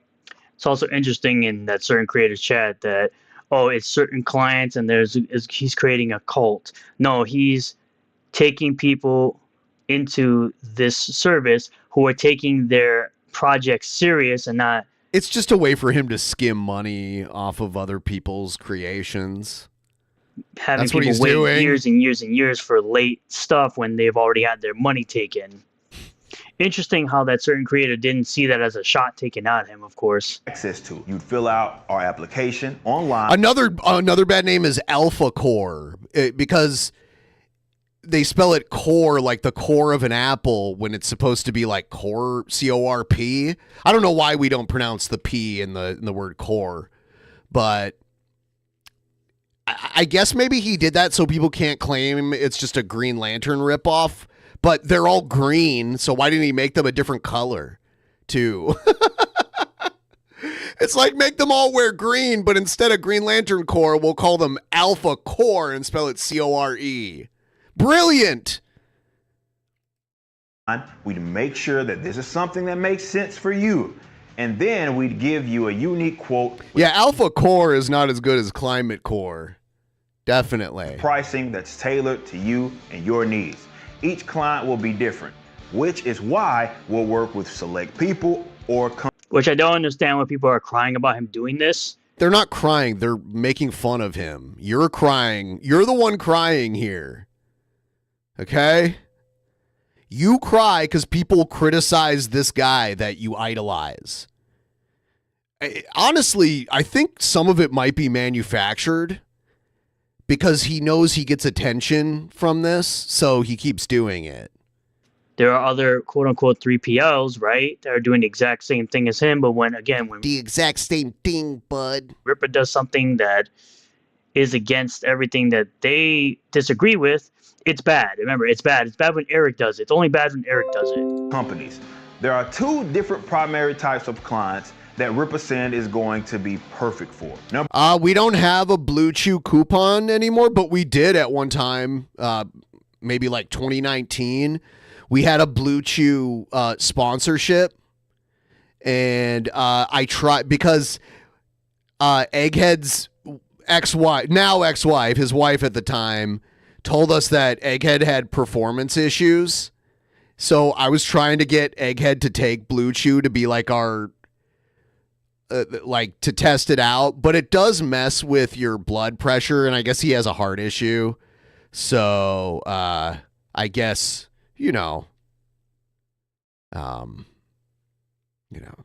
yeah, his buddy LG simps for this one e-girl that we know that's actually been here in our studio before. I notice he like follows her and likes a lot of her pictures and stuff, and she's cool with us, and she's been here in the studio, and Billy has done a bunch of streams with her in the past, so I think that's kind of funny. Number one, you're a great creative. Perhaps you've built a decent following, but the business and fulfillment side is difficult to understand, or it bores you and you don't want to deal with it. You just want to create. Reproductive can take care of that entire project. We'll give you your own unique URL on. See, that type of thing would get rid of the stress from the creators or the creatives, whichever word you want to use. Similar thing. And it allows them to just I know he's from the Bronx, so I guess the accent is consistent, but with his really high-pitched voice, he sounds like he almost kind of sounds like Bugs Bunny a little bit, because Bugs Bunny has kind of like a Bronx kind of accent. I don't know. Create, and not have to worry about if their books are going to get out to people, or going out of their way to learn that business side or find a way to get their stuff shipped out and do all the, again, the business side stuff and all of that. Yeah, it says right here, Bugs Bunny has a Flatbush accent, an equal blend of the Bronx and Brooklyn accents. So there you have it. On our site, and you can even have the campaign format where your customers can purchase. We'll keep you up to date with detailed reports. Yeah, the exact same model that he's using, he's giving out to other people that have the indie projects. So terrible. Why'd they have to make Bugs Bunny twans, bud? Or I guess Bugs Bunny wasn't trans. Bugs Bunny was like a cross-dresser. But that was in the 1930s. Was that woke, Sturgis, when they made Bugs Bunny into a drag queen? Was that wokeifying media? Like 90 years ago? I know. Reports and all, and the clients that want us to take care of everything will get access to our internal team, which can assist you with other things, such as pricing your items and ensuring that you get the largest return. You're also going to be able to utilize our vendors and suppliers. So if you need help getting a book printed or you want to get a shirt, we can take care of that for you. You're going to be able to take advantage of some rip-reverse pricing, which is going to be far cheaper. Rip-reverse pricing. He's even branded their style of pricing. You got to get that good rip-reverse deal, y'all. Than if you did it yourself. Rip-reverse Circle R pricing. And it's very interesting how these people have been inconsistent when a few months ago they were just crying and complaining about Eric not helping the little guy or helping the indie creators, yet he's giving them options that he and his company can deal with because they already have the experience in dealing with all this stuff for their own comics. Now he's giving out that opportunity to deal with that with other people's indie projects while not fully putting his publishing name on it and keeping them separate. I can't stand wokeified Hollywood, like things should just go back to the way they were back in the 50s, like when they made a movie called Some Like It Hot where Tony Curtis and Jack Lemmon cross-dress. And then I think they go to the library and read Story Hour to the kids later on in that movie. Pretty sure that happened, right? Separate and keeping those creators independent. Especially with shipping. And of course, once your items are ready, we'll receive them at one of our warehouse locations, store, pre-package, and then ship. I also saw some people crying about how he has more warehouses. Bro, he's had 2 warehouses for the longest time. If you're just figuring that out because you're not a real fan of Eric July and you don't really know the Eric July lore, please shut the fuck up. No, I'll say whatever I want, whether I know it or not. Like, who the fuck are you? You're a little fucking goblin. I seriously, I hate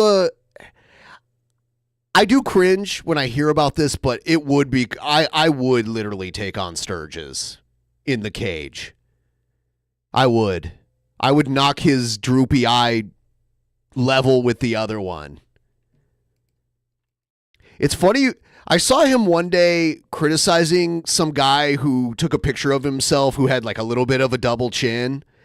It's like Sturgis grows a beard all the way down, like halfway down his chest to hide his multiple chins. Our customers, and that means we'll be handling the customer service aspect of it for you too. The other main type of client would be someone that just wants to use Reproductive to host their store and fulfill their items. We can do that too. Of course, there will be those hybrid clients as everybody needs something different, and that's the point. Our main requirement This is a commercial right here. Is that we'll only pick up projects where the company or individual creative has their stuff together. They need. So basically, people who aren't slacking on their project and don't seem serious about what they're doing. They're not to be serious, well beyond bud. the proof of concept phase. Being a part of the Reproductive network is going to benefit a lot of clients, all of the clients actually, because at minimum, the purchaser's going to understand all of the that they are clients going essentially to get the products that they paid for, and it will be within a reasonable time frame. Again, I bet Ethan, or Frogman over there, doesn't see this as him taking more shots at him without really naming him at all. He's probably too stupid to figure this one See, this out. is where Sturgis does the, like, he's probably like this, bud. He's probably doing this, bud. He has to make assumptions because his lame brain can't come up with any actual things to say that he knows that they're doing. So he has to create these straw mans to argue against. Typical low IQ bullshit. This is why Riversend won't be for everybody. We want the independent and alternative scenes to thrive, so we're not here to hold our clients hostage. This is why, even though in the literal sense we'd be publishing other people's work, I don't think calling Riversend a publisher is entirely accurate. We want to teach you the ropes and help you grow, and maybe at some point in the future you'll no longer even need Riversend. That's okay. Let your wings fly. But we're here to help, and we want to grow a reliable network of creatives and projects where customers don't feel like they're playing. It is weird how he says creatives instead of creators. I heard Sturgis say, like, it's the same thing, bud. The lottery if they support a campaign. Let us take the more complicated things off of your hands so you have the time to go be great. So if you're an independent creative and Riversend is something that interests you, head over to riversend.com for an more independent creative. More detailed information. Okay. We already have a handful of clients and we're looking to Doesn't he have like editors and handlers? Couldn't someone have been like, no, it's creator, not creative, Eric? Why does no one help him? Does no one actually care? Do they all wait for him to fuck up so they can laugh at him too? add more to the list. See you soon, and let us help you be great. Oh, what a terrible thing Eric is doing. Taking the business side of everything and taking the stress off the creator. So terrible that he's doing that, which I said the meltdown has already begun as of the posting of this video. Oh yeah, I'm melting down. The usual suspects saying the absolute dumbest and out of touch things. He is hemorrhaging money. How is he doing that whole offering a new service and producing new products? Make it make sense. Yes, how is he hemorrhaging money yet he's creating a new service which to make more money? The way probably spent a good amount of money on that. But okay. Yeah, how is he hemorrhaging money if he's able to fund a new part of his business and expanding on his business and he's putting out new projects? He has to pay Chuck Dixon and Joe Bennett for something like The Horseman. Chuck Dick song to be a thing. So again, how is he hemorrhaging money? We'll get into all that. Of course, we had Broke Black Angus, because he's probably broke, busted, talking about, Yeah, that's another dig he takes it. Oh, you bloke. It's like, okay. Do you think someone, how is, okay, your channel's dead, bud. Your comic didn't sell, bud. You bloke. Okay?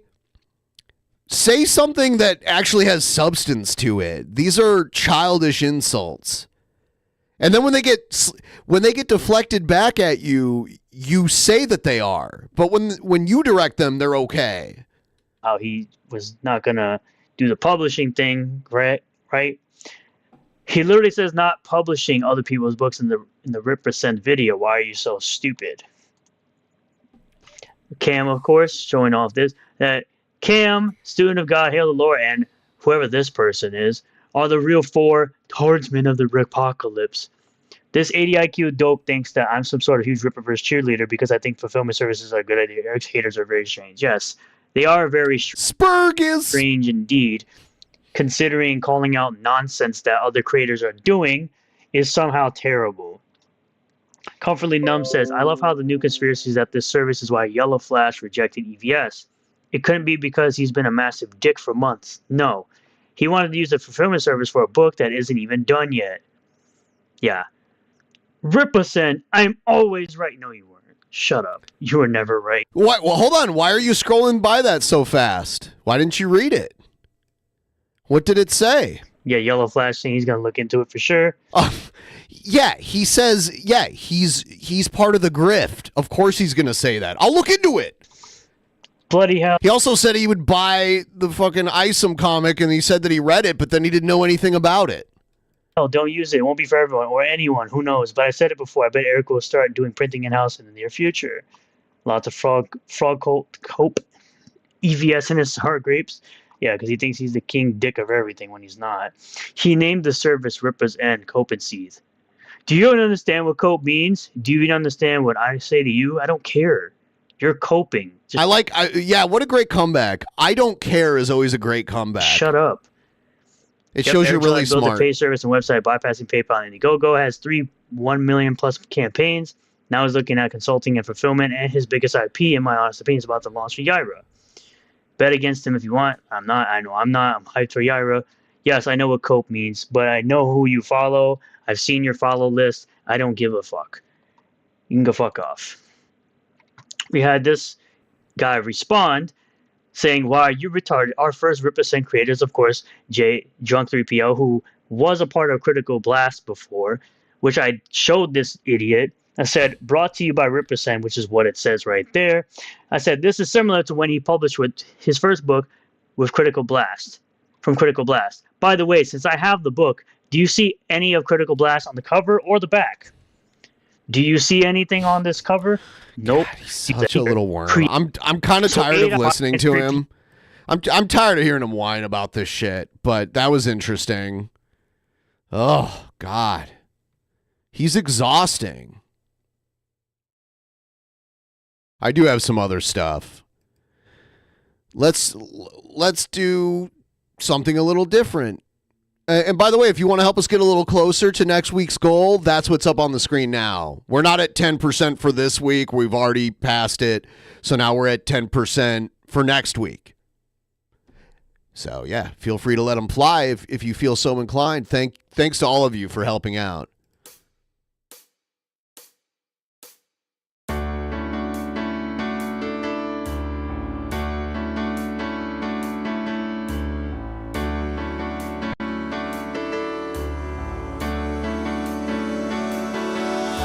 Somewhere in the world today, men have got to stand up strong, face the truth about themselves, to understand what went wrong. I know we can find a way. I know we can find a way. I know we can find a way. Stand up. It's amazing. Stand up. It's amazing. Stand up.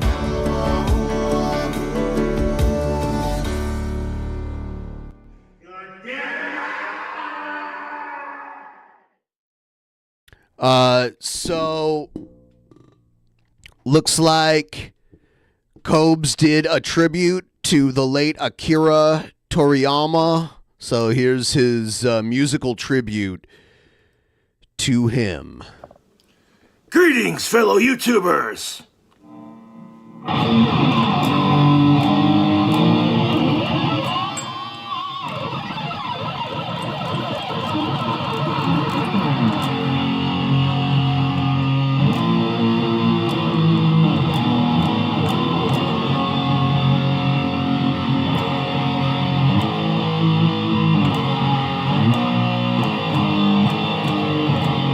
Yeah, this warlock is beat up, and he also, I mean, there's a video of him where he had another warlock, and he like smacked it on the ground a bunch of times until it broke apart.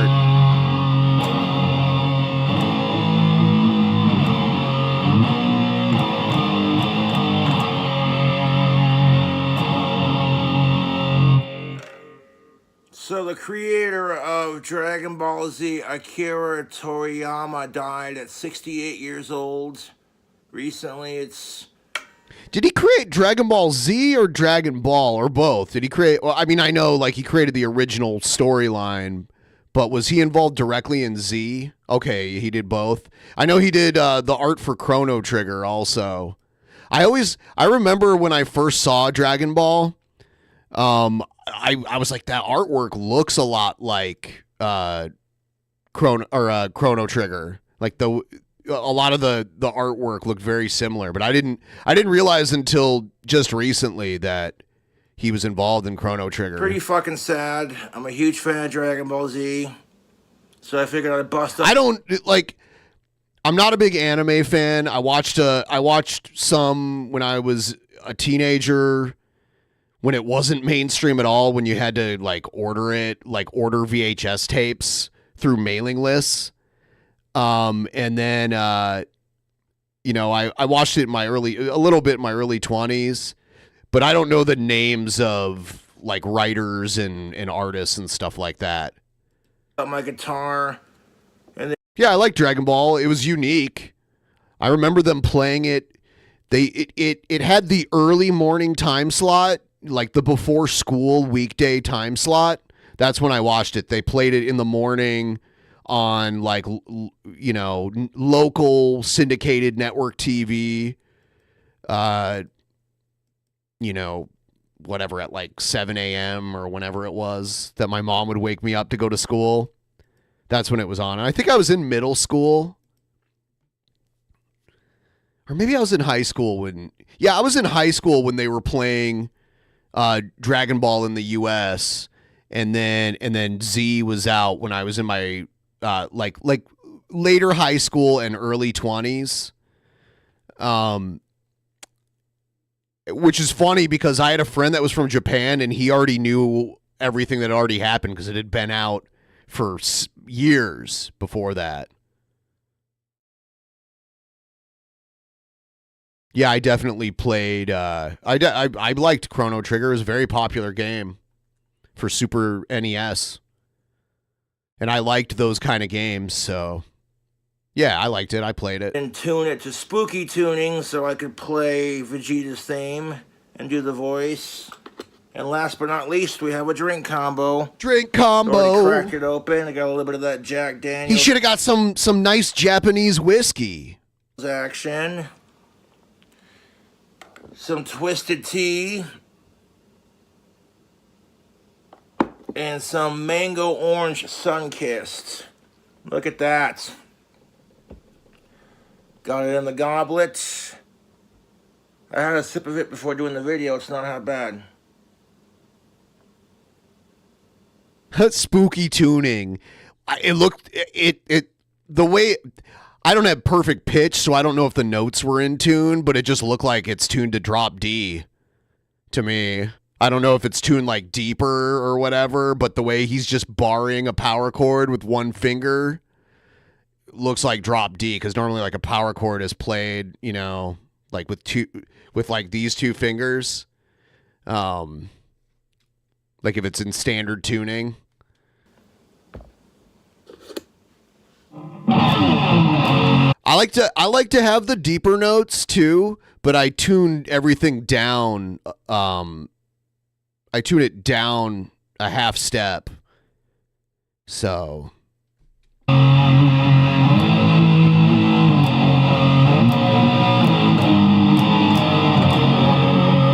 actually, no, a full step. I tune it down a full step.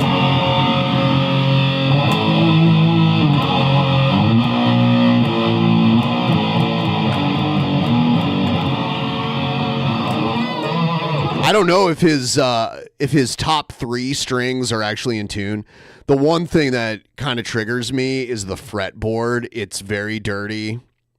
Because hand grime gets on a guitar really easily. It happens to everybody. So I wish he'd clean off his fretboard. They sell special cleaner, or you can use alcohol to clean all the grime off of it. Just a suggestion.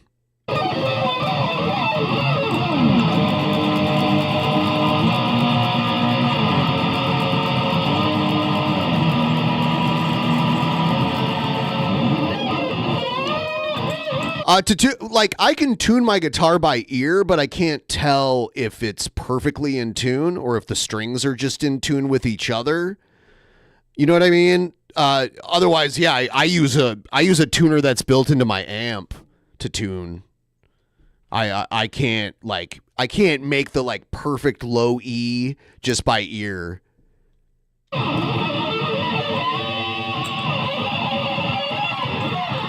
It's like dead skin and like dried sweat and like that kind of stuff all over the fretboard, whatever that's called.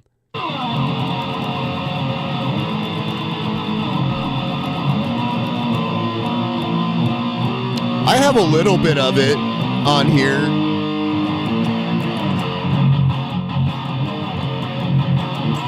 My guitar's a little, like, this is my beater guitar. It already has like a huge nick in it. I keep it down here to play. I have a nicer guitar that I'm afraid to play because it's actually worth something. So, the fretboard is like grimy. You can see the like, especially up towards the top of it.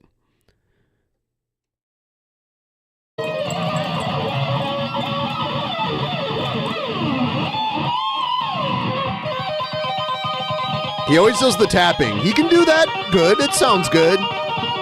That's like the best thing he does on the guitar.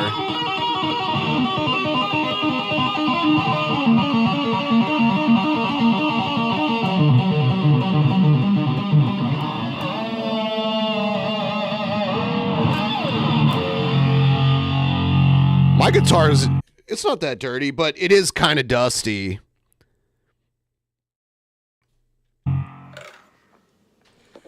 Anyways, cheers to Akira Toriyama and condolences to his closest friends and family and to all my fellow Dragon Ball Z fans. I pour a little bit out on the chair for him.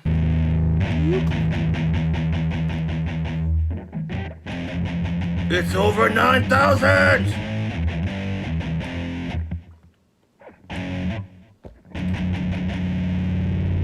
I should have played along with him. I missed my opportunity. Smoothie review and rant. We got another. Oh god, I gotta turn this one up. Breakfast smoothie. This is mixed berry. So I think he used his phone to record that last video. When he uses his computer, the audio is really low, and I have to boost it on my end way louder than it actually is. Give it a shake. Well, I got you here. I'm going to do a little rant. Do a rant, Cobra. Rant away. And that's about woke culture. Wham. So Charlie Brown released a new cartoon featuring a black character, and people are upset by Charlie Brown released a cartoon? You cannot please these idiots, dude. They are just the worst. So a cartoon character released a cartoon? Charlie Brown? You had some asshole saying they were just pandering to the black community, and it's like, well, if you didn't include characters that were African American, then you would be told you're not being inclusive enough. Fuck, I fucked up. That's tasty. The whole race swapping, dun dun dun. It's like, who gives a fuck? They made Little Mermaid with the black hair. I don't remember how to play Paranoid. I used to play it really good. Like I hardly ever play guitar anymore. Tell a story. You know what I'm saying? At the end of the day, who fucking cares? I think you're secretly racist if you complain about race swapping. And the only one who can complain about that is the race it's being swapped with. That's what I'm saying. That's what I'm fucking saying, dude. If I actually could put in the time to play, I'd be better, but I kind of suck now.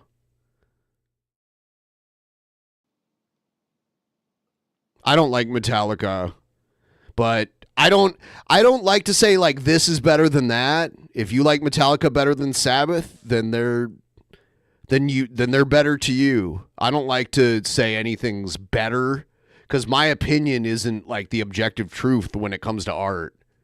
Like art is subjective, and what one person likes, you know, to another, it's not the same. So.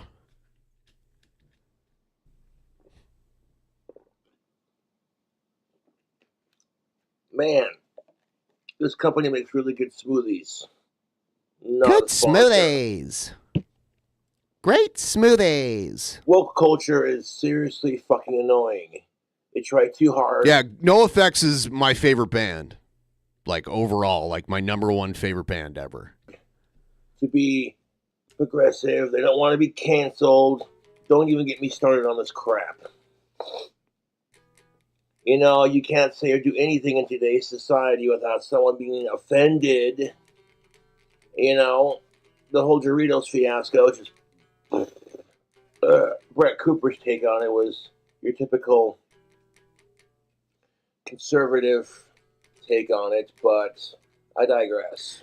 One thing that's really I might get into that video response later. One thing that I've really lost is like my picking. My picking is not as good as it used to be. I used to be a lot like faster at it. Anyway. I really don't wanna because the video is so fucking cringe and I hate sickos. Nothing is objective in art.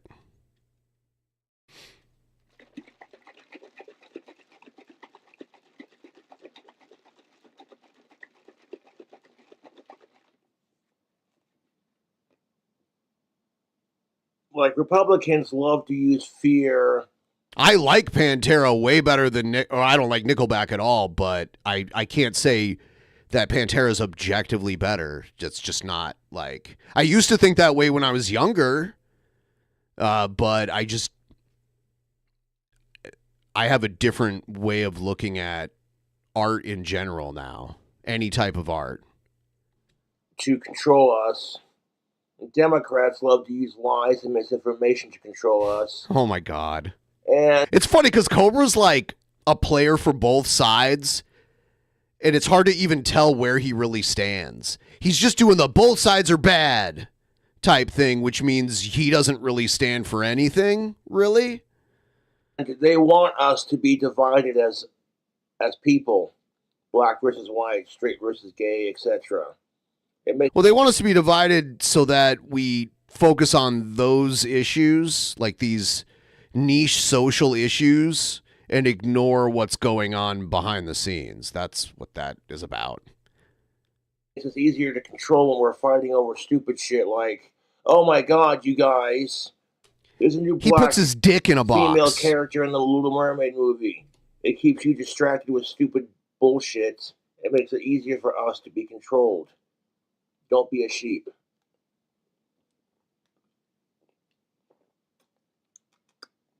That's how they control us, YouTube. Through our social medias, through the news. It's all politically designed as a system to keep us fighting and ignorant. Anyways, YouTube, power to the people. I'll catch you later. Hell yeah. We'll do some more in a second here. Yeah, I saw Pantera live, I don't know, like 3 times.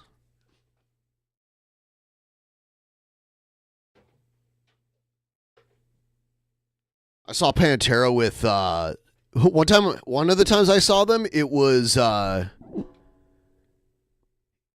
with Life of Agony and somebody else. And then I saw them another time with Morbid Angel. It was Pantera and Morbid Angel. And then I think I saw them with Rob Zombie even one time. I'd have to go back and look. I saw them 3 different times.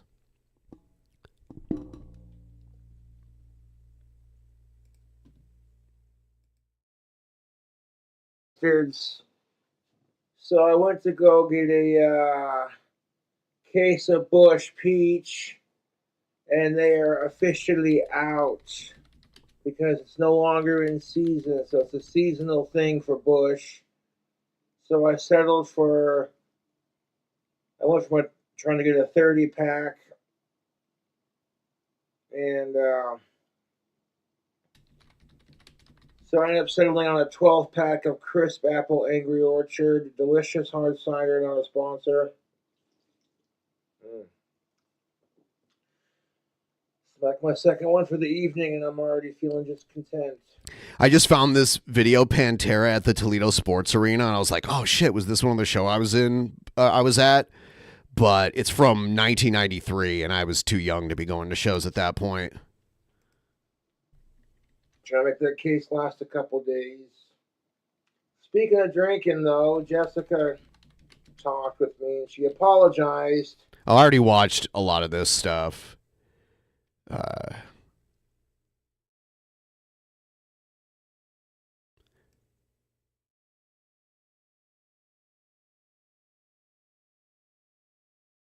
yeah. Yes, I was absolutely at this show here. Here, I'll show you. It was in 2001. Obviously, you're not going to be able to see me in the crowd, but it's interesting. Right here.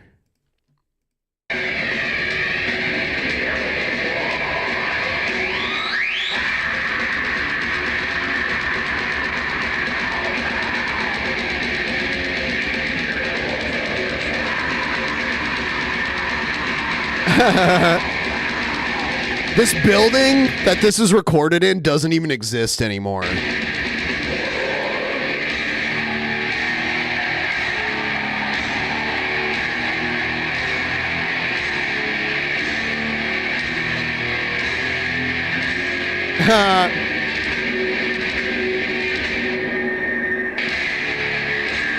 Anyway. Yeah, I mean, they were so kick-ass. And my ears, because I was a dumbass and didn't wear any ear protection, my ears, after seeing Pantera, my ears would ring for days and days after that. Let's see.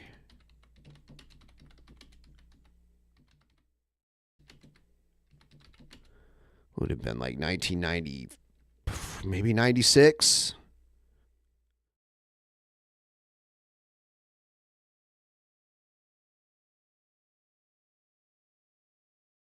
Or maybe it was it 97?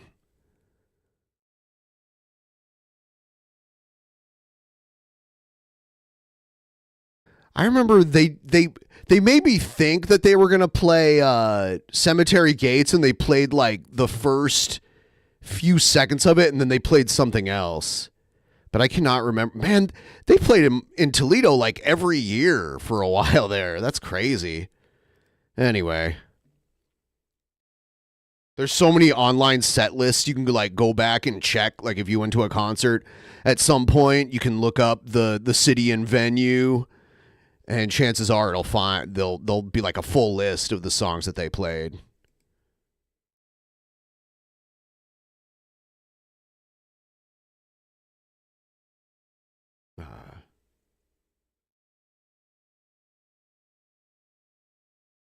So what else we got? Check this. They want to. Our government right now is working to ban TikTok. What do you guys think about that? How do you feel about that? Just given what you know about it. Do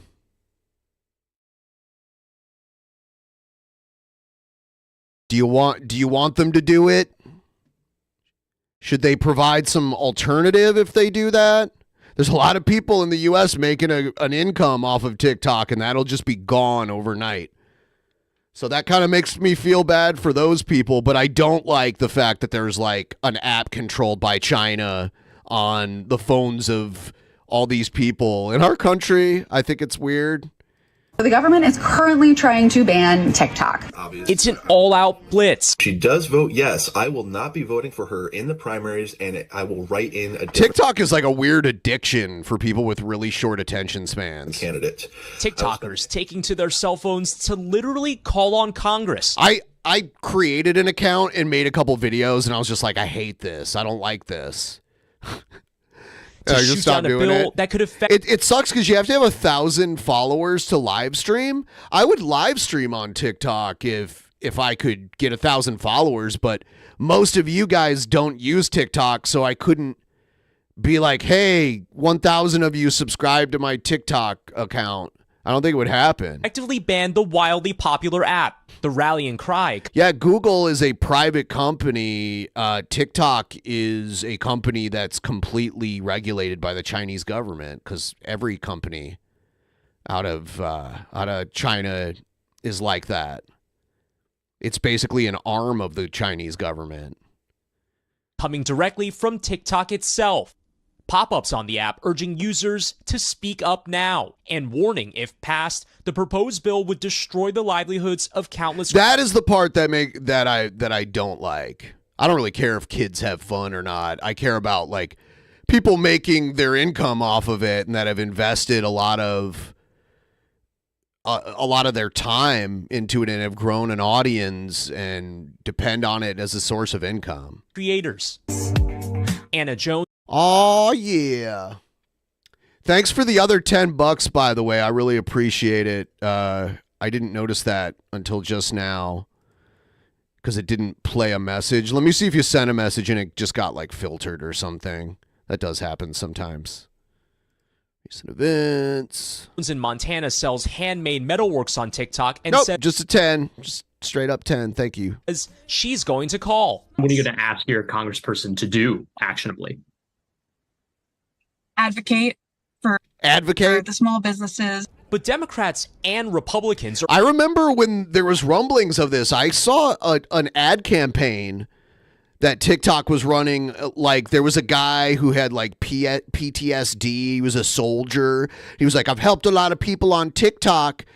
I've helped other soldiers who have PTSD too on TikTok. And there was another one of like a guy whose kid was killed by a drunk driver. And he was like, TikTok's allowed me to help other parents and educate people on not driving drunk. So they've been running this kind of like TikTok helps society campaign to kind of sway the public, persuade the, I said sway. I meant to say either sway or persuade, but it came out sway.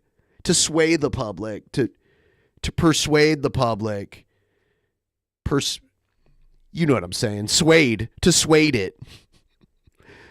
Are on the same page in a 50-0 vote, advancing a bill on Wednesday that would force Chinese company ByteDance to sell TikTok within 6 months, citing national security concerns. China is at it's eye patch guy war with us. And they use TikTok as a weapon. If ByteDance fails to sell, the app will be banned nationwide. TikTok concerned about being able to divest that quickly, while in a statement characterizing the legislation as a total ban. The chief concern, critics say, protecting U.S. data from the Chinese government, which TikTok has repeatedly denied. ByteDance is not owned or controlled by the Chinese government. ByteDance had to be created to separate them from the Chinese government. I haven't investigated them, nor would I know how. So who knows? It's a private company. For creators like Anna Jones, the concerns are real. I just feel like losing TikTok will just it'll have everything go downhill, and I don't want to lose my business. If the bill passes both the House and the Senate, the White House Wow, this guy has elf ears. Do you see that? indicated support for it, with the National Security Council spokesperson. Is he an elf? Person calling it, quote, an important and welcome step, Hoda. So could move quickly, though. Yeah, really hitting a nerve, this one. All right, Brian, thank you so much. Hey, thanks for watching. Al Roker. Everybody loves some Al Roker. Oh, here's a follow-up on that story. A bill on Capitol Hill is threatening to ban TikTok because of security concerns. Many users are already speaking out. NBC's Brian Chung has the latest. The government is currently trying to ban TikTok. It's an all-out... Oh, is this the same fucking thing? Yeah, it is. I thought it was something different. What the hell? News? Here's another thing about UFOs. And we have breaking news now. A Pentagon review of decades of government investigations into UFO sightings has found no evidence any of those sightings were extraterrestrial. ABC News Pentagon reporter Louis Martinez has more on that. Louis, I know this report just came out. What can you tell us so far? And why did the Pentagon release it now? So, Dan, this is a comprehensive report from the Pentagon office that's been looking into UFO incidents now for the last couple of years. They studied more than 80 years worth of historic documents and investigations into UFO incidents. They found no links, and most importantly, they found no evidence to suggest that the United States government or industry possesses any alien technologies. We've heard claims over the years that the United States government has been executing a cover-up of what it knows about UFOs, about extraterrestrials. These are UFOs, and I don't know what they are, but I don't think they're extraterrestrials. I think that's a pretty far leap. The United States is in possession of some alien spacecraft or potentially even alien remains.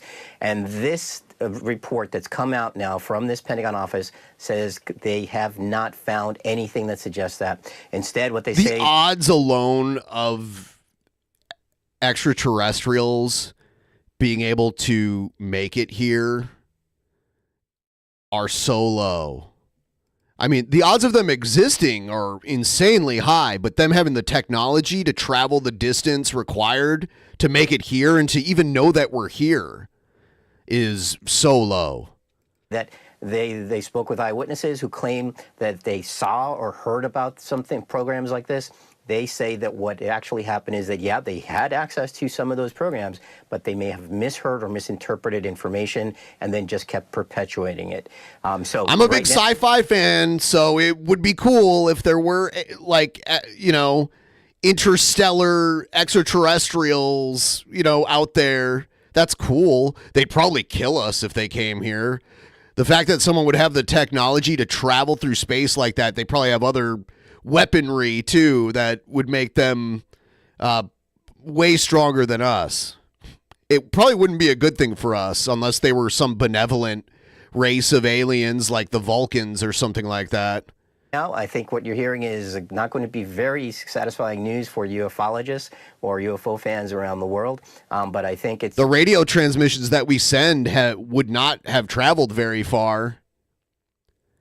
I don't know if you guys realize the distance, like even nearby star systems that would have planets capable of supporting life as we know it on them, and then the odds of them even being advanced enough to know how to get off their own planet and travel that great of a distance. So not only is it the time it takes to travel there, but it takes the time for life forms to evolve the intelligence necessary to have the technology and then travel that whole distance. That's just so much that has to happen. And then for them to travel in the correct distance towards us to even know that we're here and where exactly to go. It shows how the Pentagon is really taking this seriously, and the reason when was the radio invented? I mean, in the 20th century, so not even that long ago. These are military pilots, military personnel who are reporting these encounters, and the United States military just wants to make sure that they are not a threat. So that's why they take all of these reports about UFOs very seriously. All right, Louis Martinez, thank you. All right, Louis Martinez. Louis Martinez. It's a great name. I like that name. I think I'm going to change my name to it. Call me Louis now. Louis Martinez. I'm stealing it. There's probably so many Louis Martinez. It's a very common Spanish name.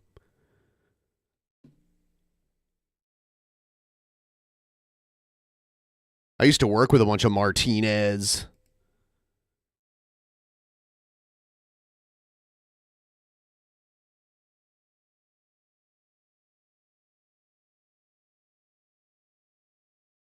Yeah, it's not only are there aliens, like alien life forms, there's so many things that would have to happen. There's so many unlikely choices that would have to happen. It's, it's very unlikely. It's not impossible, but it's very unlikely. Especially if they're following like where radio waves come from. Radio, in the grand scheme of things, is a very new thing. And radio doesn't travel as fast as light. So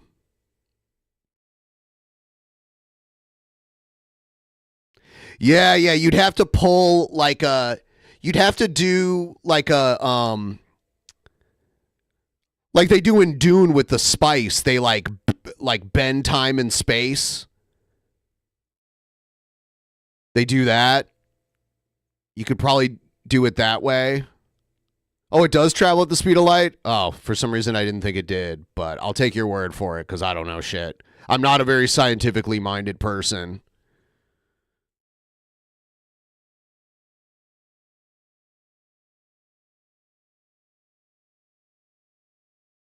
It would be thousands of years to get to Proxima Centauri. Is that the star system that we think has Earth-like planets around it?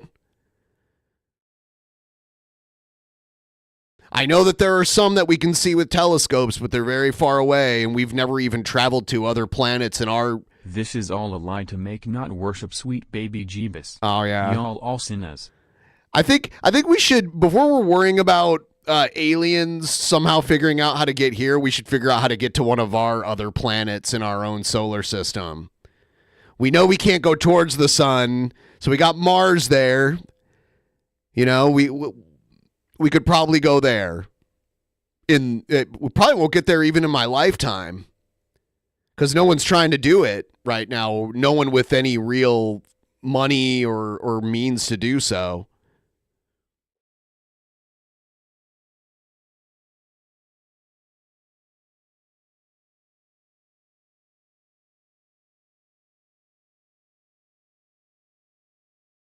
Elon Musk also has his eyes set on a bulletproof truck that isn't bulletproof.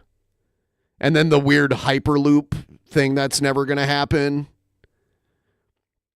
I mean, he's accomplished some things. I'm not going to say that he hasn't, but there's a lot of stuff I mean, that's a huge undertaking. A Hyperloop tunnel is not as big of an undertaking as getting people to Mars.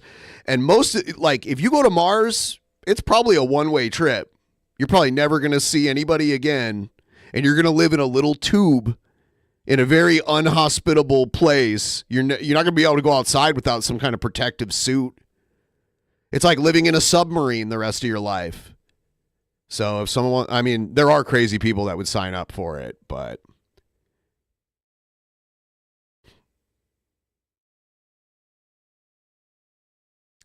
I mean, it's going to be like living in a submarine.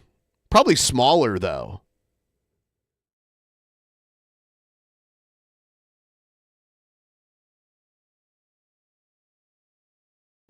Yeah, Yeah, that is one thing. If you went to Mars and you lived there for like a year and tried to come back, the Earth's gravity would feel so heavy.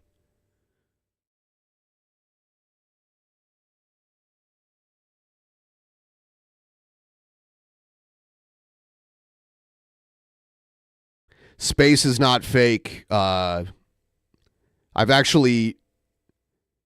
Earth is also not flat. These are dumb questions. You can literally, if you're rich enough, you can fly into space for a couple minutes and come back. I remember when they built the spaceport in New Mexico when I was living there. It was all over the news.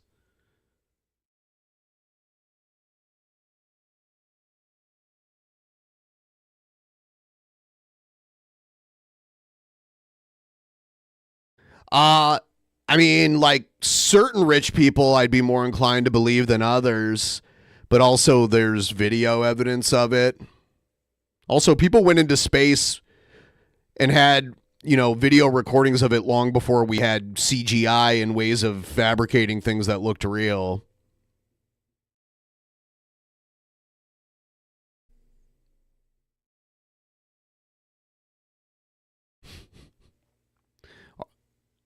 Yeah, so, woo! I must say, we reached the goal.